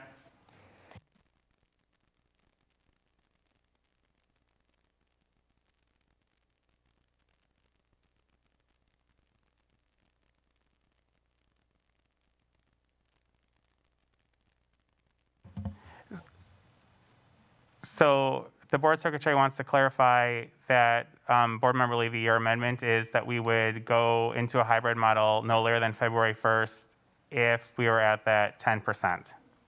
So that's what your amendment is essentially doing. I don't think we should include a date. I think a date is ridiculous. Well, because you we can't- don't know when we're going to be below Okay. 10%. But So that's- no, my amendment is for 10%. Okay, then that's not an amendment, that's a whole new motion. No. It's, The amendment that you would be voting on right now is just to amend to add that the 14-day rolling average is at or below 10%. And that's what I'm trying to clarify. Was that your amendment, Board Member Levy? Yes.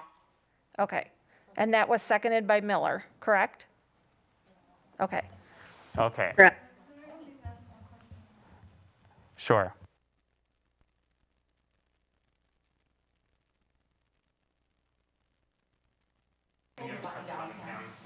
Is it on? Okay.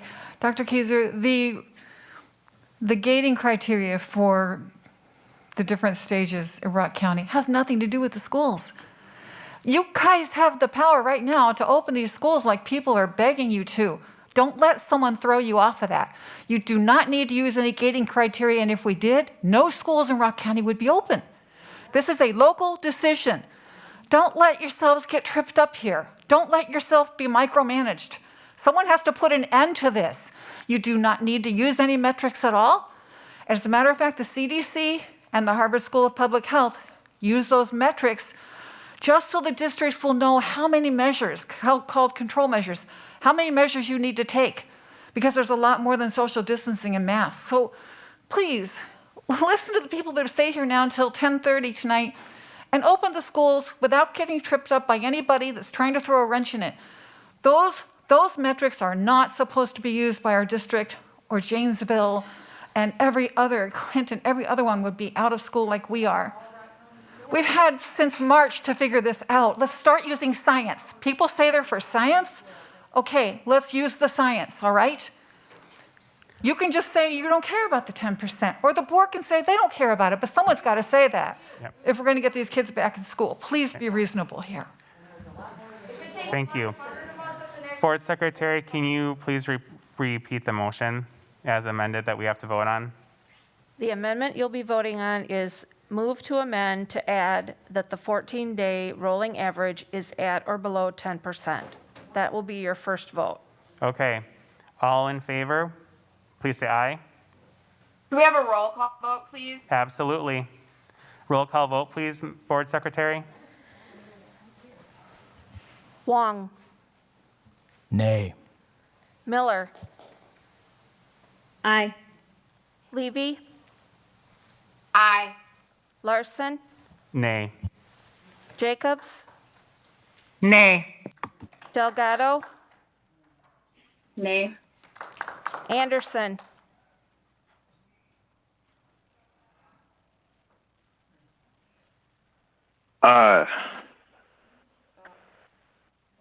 I'm sorry, was that an aye? Aye. Let's go. Aye. Okay, thank you. The amendment fails. So we are back to the amendment that we have to be in a hybrid no later than February 1st. Okay. May we have a roll call vote, please?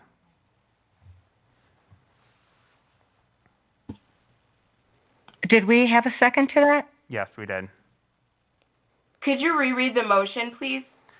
Yep, so the motion would be that the amendment is just adding no later than February 1st. So if the amendment passes, then the original motion would be that we must be in a hybrid model no later than February 1st. So Thank you so much. I have written move to amend to move to the hybrid model no later than February 1st. Okay. Roll call, please. Jacobs, Aye. Larson, Aye. Delgado, Aye. Anderson, Nay. Levy, Nay. Wong, Aye. Miller, Nay.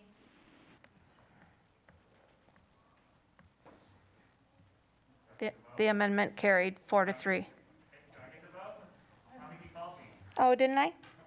I thought I did. Larson? Aye. All right, so the amendment carries. So now the motion is that we will be in a hybrid model no later than February 1st. Thank you. All right, roll call vote, please.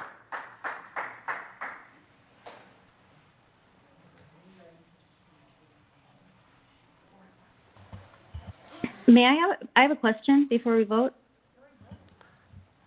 No, we vote on the amendment, so now we add it at February 1st, and. But you voted, you amended it. Right, we have to vote on the amendment, and then the amendment changes the main motion. Mm-hmm. You just voted, okay. That's why we've not done all my years or not. Go ahead, Vice President Miller. Thanks. So our district administration brought forward a phased-in plan, and it sounds like we've chosen collectively to disregard that plan that would bring us back in person based on the capacity and measurements that our administration has worked with our buildings to establish. So I just want to clarify that. So if we are beginning the process on February 1st, is that going to be a phased-in plan to allow us to do this safely so that we can maintain in person and not yo-yo around everywhere and get kids back like we want to?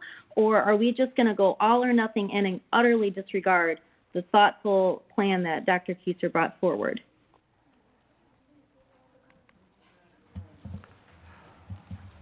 My intention would be that it would be the cohort model with the A-B days.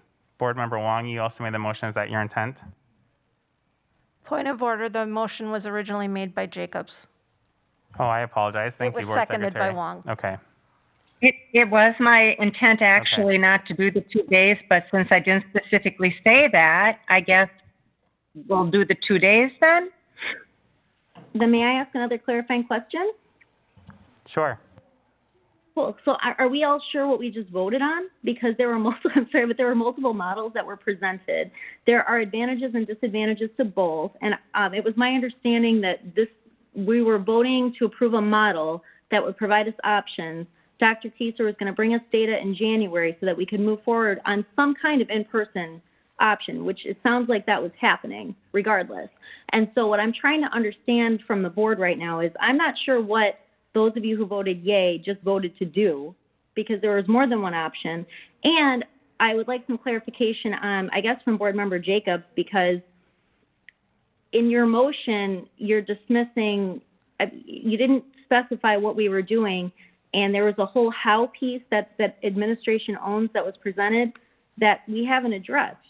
So could you please clarify which plan everybody just voted for, and whether or not we're going to honor the capacity that was brought forward by your administration and allow us to phase this in?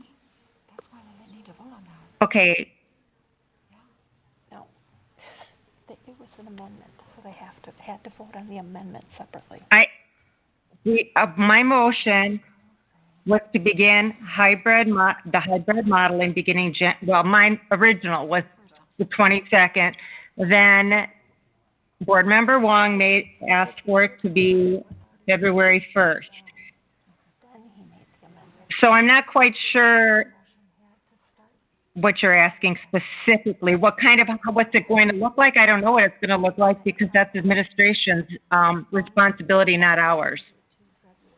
And administration brought us a plan to do what we all, I think, want. Sure. Yes, they did. And our the question has been called. We need 2/3 majority to vote now and call the question and end discussion. Roll call, please. Wait, I'm sorry. Could you repeat that so we know what we're voting on? Yep, the question has been called, so we are voting to end discussion and vote on the motion. And I need to know who We just called the voted on question. the motion. John Wong voted or called the question. No, she said we just voted on the motion.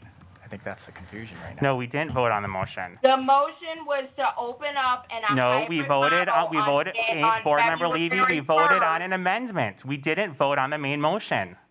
We voted Okay, so on the here's the amendment. thing, Board President, please watch your tone, because I'm an adult and that was not acceptable for me. Really, that wouldn't be acceptable for a child either. Okay, Board Member Levy, I'm sorry, it's a two-way street, okay? Now, the question has been called. The question has been called.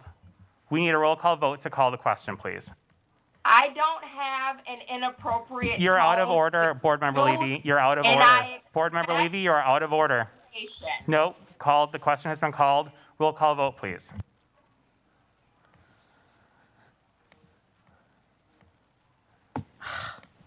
Sorry, the Is it okay computer's to not. say I don't understand what that means? So it means that Point of discussion is ended. And, right, so now we're voting to end discussion and vote on the main motion. So we need 2/3 majority. Okay? To call the question. And calling the question supersedes anything else. Mm-hmm. If this vote fails, then you can have more discussion. If this vote passes, discussion is over, and you would vote on the main motion with the amendment included of having it in place by February 1st. Yes. Does that make sense? Yes, so we need a roll call now to call the question, please. Yes. Jacobs?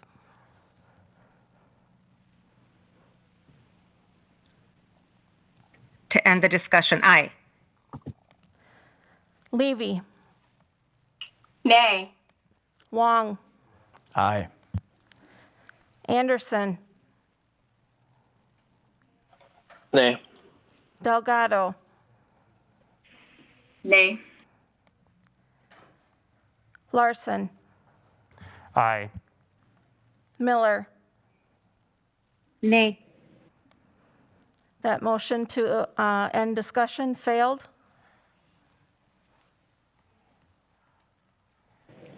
Point of order. Yes, Vice President Miller. We seem to have lost track of we put a question mark in the chat box, Norm, that allows people to take turns to speak. And I think that we need to be considerate of how we're treating each other, particularly in front of children. I'm embarrassed right now. very uncomfortable with what's happening. Could you be specific? No, we're not going to be specific. All right. We're not here to put adult feelings in front of the kids. All right? So we're moving on to, it looks like the first person who, Board Member Anderson has a question here at 10:26. So I just want clarification on, is it going to be a phased opening where I just don't want it rushed. When you rush into things, that's when things start getting chaotic. I know Dan's heard me use this the saying before, slow is smooth and smooth is fast. If we go in slow, things will start to pick up in speed and it will come out smooth. That is my kind of whole life goal and motto right there. I don't want to rush into something. And I want to make sure that we aren't doing that in the situation, because I mean, there are a lot of unknowns, and I really want kids back in school because they truly need that support. I know kids are struggling extremely, well, just quite a bit in this time, and we can't sustain what we're currently doing, and we do need a change. But I don't want it to happen so fast that it ends up being a ball of mess for us. So I want to make sure that we all know that it'll be a nice, easy transition and nothing abrupt. Because I want to make sure that everyone that's in our district is safe in doing so while we're trying to get the kids back into school. Thank you. Vice President Miller. Thank you very much. I would like to move to table because it sounds like there's a lot of confusion about what we are voting on. And I think that it sounds like all of us have reached some kind of consensus that a reopening plan is coming, but it sounds like there are a lot of feelings and confusion that are driving the current conversation. So I would like to move to table the current motion. Is there a second? I second that. We have a motion and a second to table. Any other questions or discussion regarding the motion to table? I have a question. I believe Board Member Miller wants to postpone and not table, but I could be wrong. I would like clarification. Thank you. I appreciate the clarification. You are correct. I would like to move to postpone, and I appreciate the clarification. When would you like to postpone it to? The next earliest board meeting that we can. So our next business meeting might be a bit too late. Are we planning a meeting the 5th? Well, we have the 6th, we're choosing the superintendent candidates. Then we're doing interviews. We're doing interim superintendent Keyser's evaluation the second Tuesday, followed by 2 nights of first round interviews, which will then go into deliberation. So I think we can try to squeeze in is it the 12th, January 12th? I missed the last, I'm sorry, when was that? I believe it's January 12th. Is that the second Tuesday? That is the second. Okay, January 12th would be the second Tuesday. May I ask a question of Dr. Keyser? Yes. Dr. Keyser, when were you planning, if we were able to approve a plan tonight, and you said you were going to come back to us in January, and we with data, and then we were going to make a determination on moving forward, what date did you have in mind for that? If the board voted on the consideration for bringing back a plan, it would have been in the would have been the end of the first semester there. So do you feel that January 12th is an appropriate amount of time for you to know which direction we're going in terms of a plan for you to bring that data forward? If the direction was to bring forward a plan for the board to vote on, and so if the board would like me to have data by the 12th, I will have the data by the 12th. So then I guess I would move to postpone the adoption of a model at least until January 12th. And if Dr. Kieser is able to then have the data for us, maybe we can knock them out at the same time. No, the thing that I will share is that once a decision is made, there needs to be time to make those shifts. We planned on a 4-week shift, and so if this being the last week of the before winter break, it would be 4 weeks, and so it'd be that last week of the semester, the first week in February, that we would be moving in, whether it be phased or all in at once. It wouldn't matter. Thank you so much for the clarification. So then my motion then is to postpone until the January 12th meeting. Second. Okay. Any other question or discussion regarding the motion to table until January 12th? I have a question. Board Member Jacobs, Board Member Wong put a question in first. Oh, did she? Sorry, I have no Sorry. idea. Wait. Is it me? Yeah, go ahead, Stephanie. I'm sorry. No, it's okay. My question is this. When we're thinking of tabling it, my question is, what is our board role? And I'm thinking we're elected officials, and I believe that we've clearly heard from the public. We've heard from students. To me, it's very clear what we need to do. And Dr. Kieser, if I'm incorrect, and please tell me if I am, if we postpone it till, was it the 12th, Dr. Kieser? Correct. You'd still be able to rock and roll by February 1st, if that was the motion then and we decided to go that way, correct? I would need to start prepping for that now, so that if the decision was made and the turnaround time was 2 weeks, it would I could try to make that happen. No guarantees.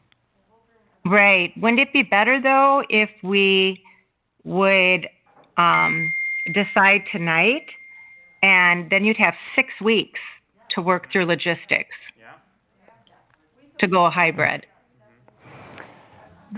That would be ideal. Okay, thank you. Board Member Wong. Yeah, postponing this is not going to, I mean, this district, for everybody's knowledge, and I think we know this, has been bleeding students. And next year we have another school going up. I mean, we can't continue to put up roadblocks or more reasons for people to leave our district. I mean, our action is highly necessary, and we've heard it from it tonight, and we've heard it from people out in the public as well. We have to make a decision on this tonight. If we're going to do this, we need to give them ample amount of time to make the preparation. And as he had stated, 6 weeks is much more in favor than 2 or 3 weeks. So, just my comment. Board Member Legato.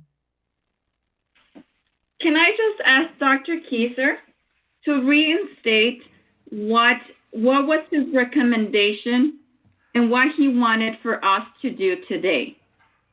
If we wanted an approval to open the schools in February, or he just wanted guidance. That's where I'm a little confused, because there has been so much discussion and a lot of discussion that have really, I think, confused a lot of us.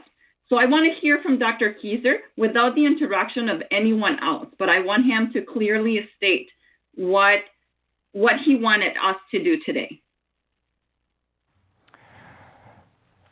With the passage of the new board policy around reopening during a health crisis, the direction is that I bring forward a plan for the board to consider and ultimately may approve.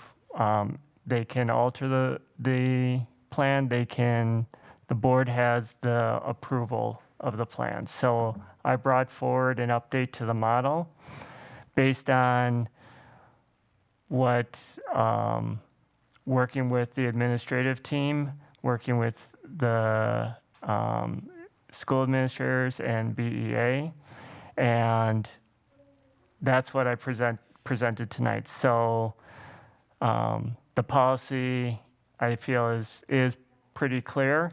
The board makes the decision on what the direction of the district moving forward is. The motion Okay. the motion that, so I did bring forward a plan. The motion that's on the table is to move forward with moving into the hybrid model by the last week in January, because February 1st is a Monday. There is also another motion to postpone that decision until January 12th, with me bringing more data in the form of the survey with information. So that's what's on the table.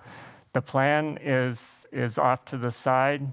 There's two motions that are before the board for consideration.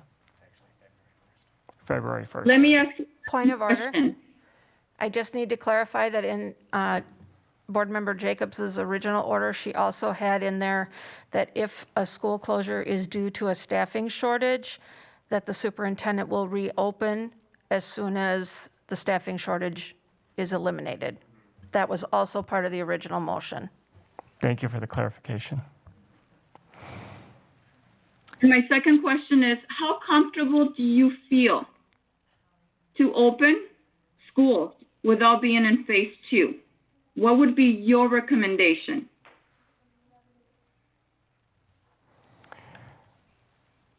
The data that we have is that schools have been open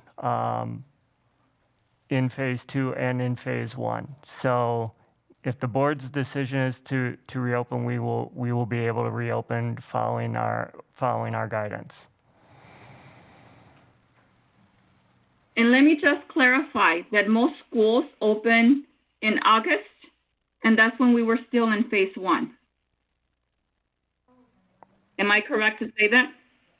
I mean, I'm sorry, that's when we were in phase 2, not in phase 1, because we went into phase 2, into phase 1, like probably like in October, somewhere there, but schools were already open in phase 2. So that's when they made that decision.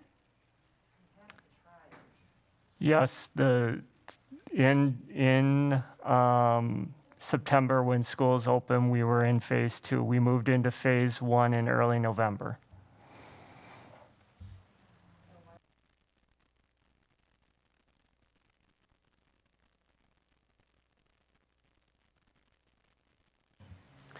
Okay, Vice President Miller, were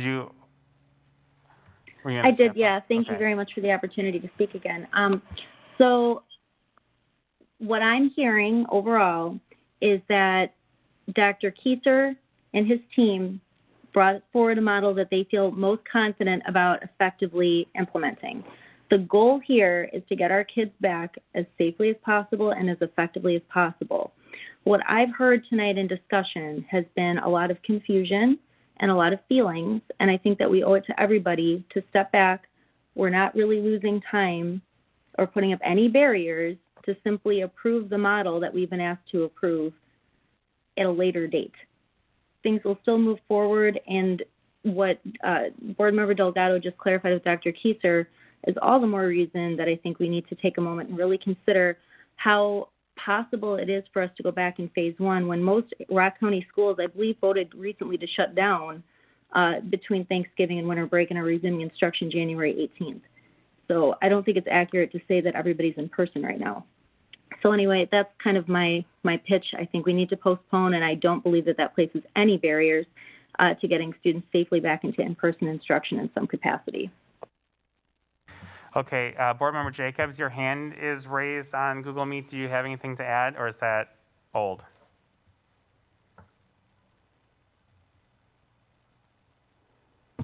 Sorry, I was having problems with my mute. It's old. I'm taking Okay, it down. thank you.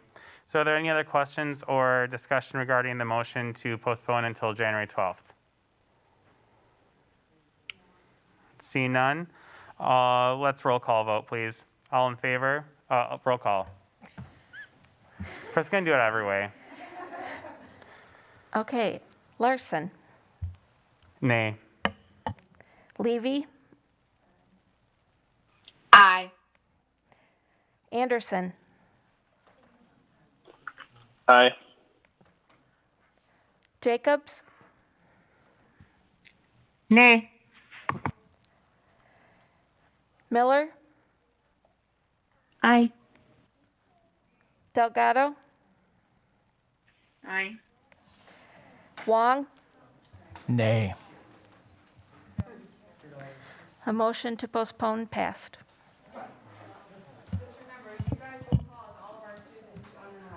All right. So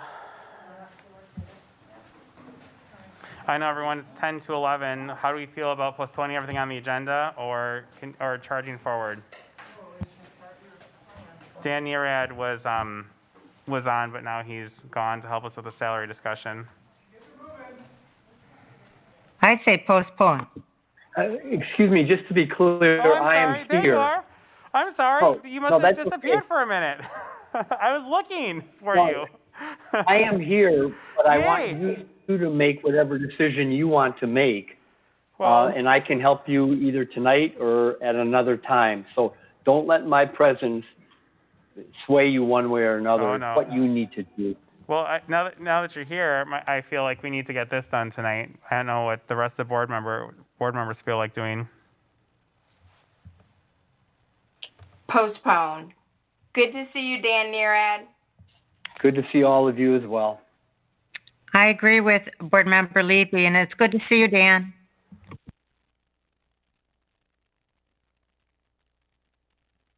Alrighty, so is there a motion then to postpone the rest of the agenda items? Is this postponing to when? Can we maybe do consent first, and then maybe postpone everything else? And probably we'd have to ask Dr. Keyser what the timeline would be for everything else.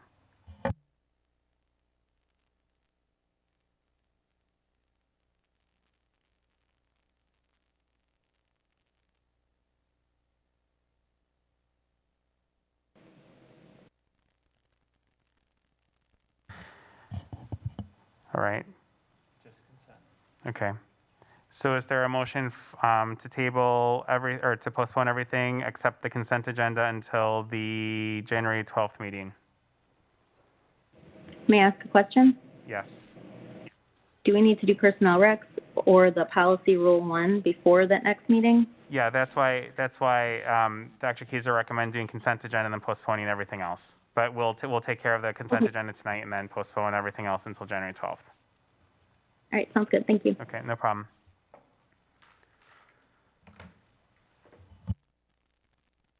Is there a motion to either approve the consent agenda or to postpone? It would be items 6, B, C, D, E, F, G, and H.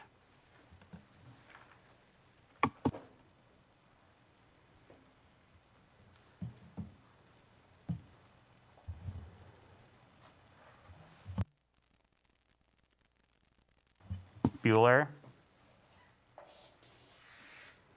I'd like to make a motion to approve the consent agenda. All right, is there a second for the consent agenda? And the consent agenda includes the December 15th employment recommendations, Exhibit A and B, as well as the business meeting minutes for November 24th. I have a question about the minutes, so I'd like to have that pulled off, please.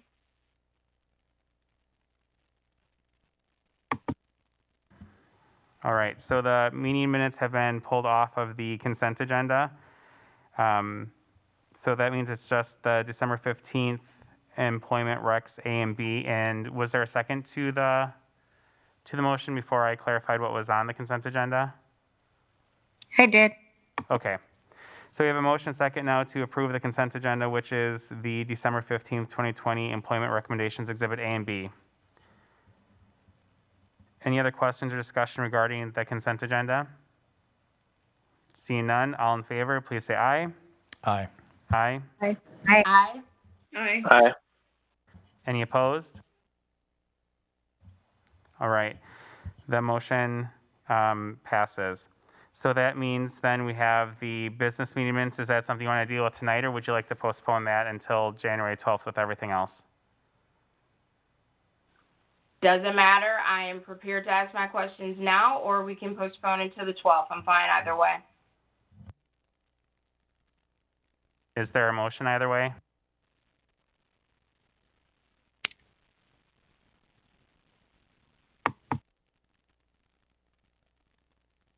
Sorry, Let's just deal with it now. Michelle, Michelle, okay. do you have the minutes up, and I can go ahead and ask really quick?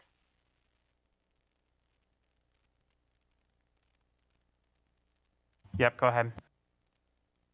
All right, perfect. Under number 4, that first paragraph, the second half of it, it says he indicated that the small group conversations have been put on hold for now due to the number in the community. Once it is appropriate, those conversations will happen in a manner in which the board directed per the last board meeting.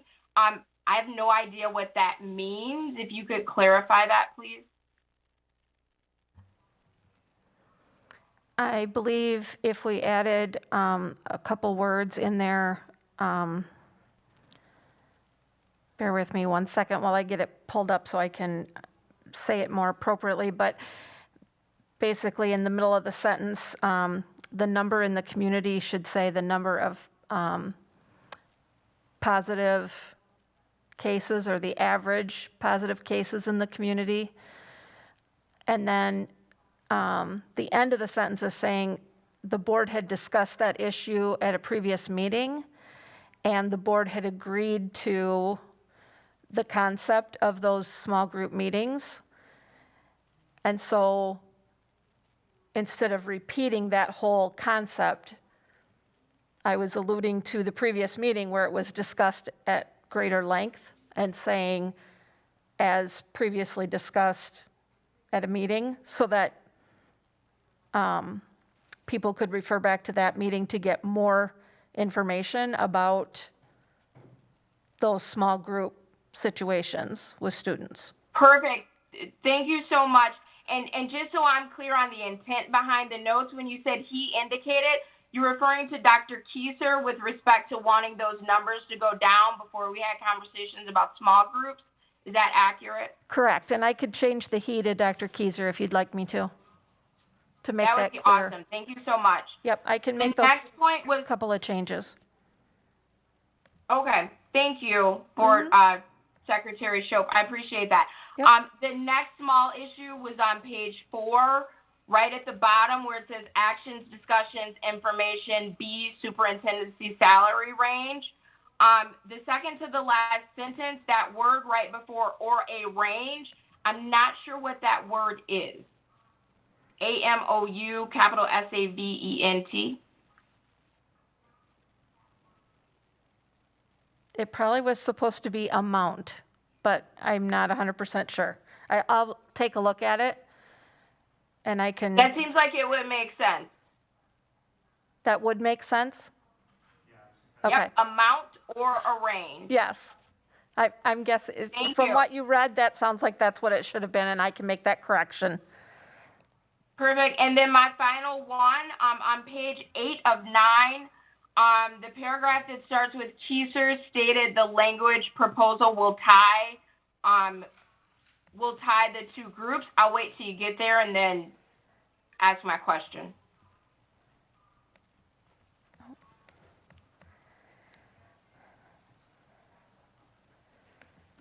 I have to go in a different way because on my side where I'm taking minutes, I can't get to the minutes. No, you're fine.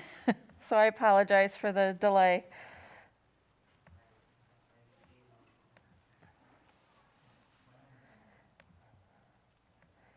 Okay, so you're down toward the bottom, correct? Yeah, I'm on page 8, and the paragraph that starts, Keiser stated the language proposal will tie the two groups. Okay. Perfect. Now, if you go to the third to the last sentence, it says Keiser did state that if the policy were to be approved with the proposed language, he would bring the plan to the board.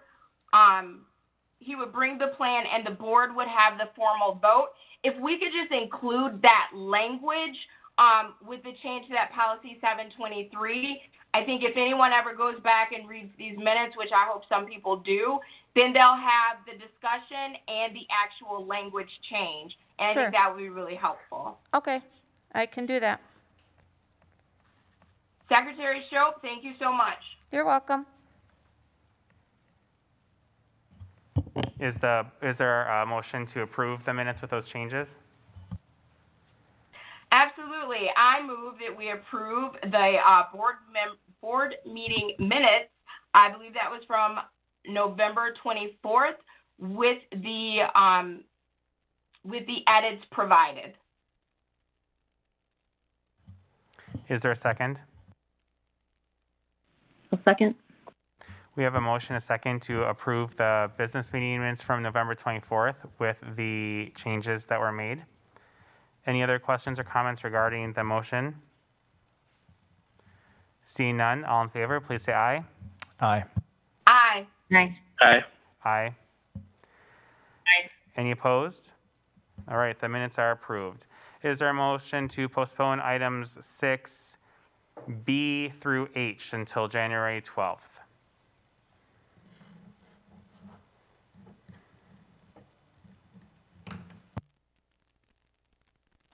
So moved. Is there a second?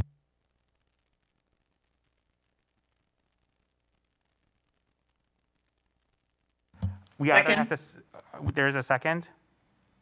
Okay, thank you. We have a motion second to postpone items 6B through H until the January 12th meeting.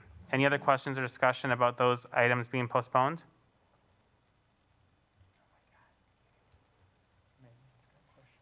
Oh, actually, no, you already answered my question. Okay. Sorry. I see. All right. I'm good. Sorry. Thank you. All right, all in favor, please say aye. Aye. Aye. Aye. Any Aye. opposed? All right. Those items have been postponed until January 12th. We have lots of meetings coming up in January. It's going to be very busy. And let's see. We have planning and budget Tuesday, January 5th at 5:30. We have oversight and finance the 12th of January, time to be determined. We have a regular board meeting on the 12th also, time to be determined. Policy and personnel on the 12th, also time to be determined. We have a special policy and personnel committee on the 26th. We have a business meeting on the 26th as well at 7 p.m. And we also have interviews and stuff sprinkled in there throughout the month. All right. Is there a motion to adjourn? So moved. Is there a second? Second. We have a motion, a second to adjourn the meeting. Any other discussions? Seeing none, all in favor of adjournment, please say aye. Aye. Aye. Aye. Aye. Aye. Any opposed? All right, we're adjourned. Thank you.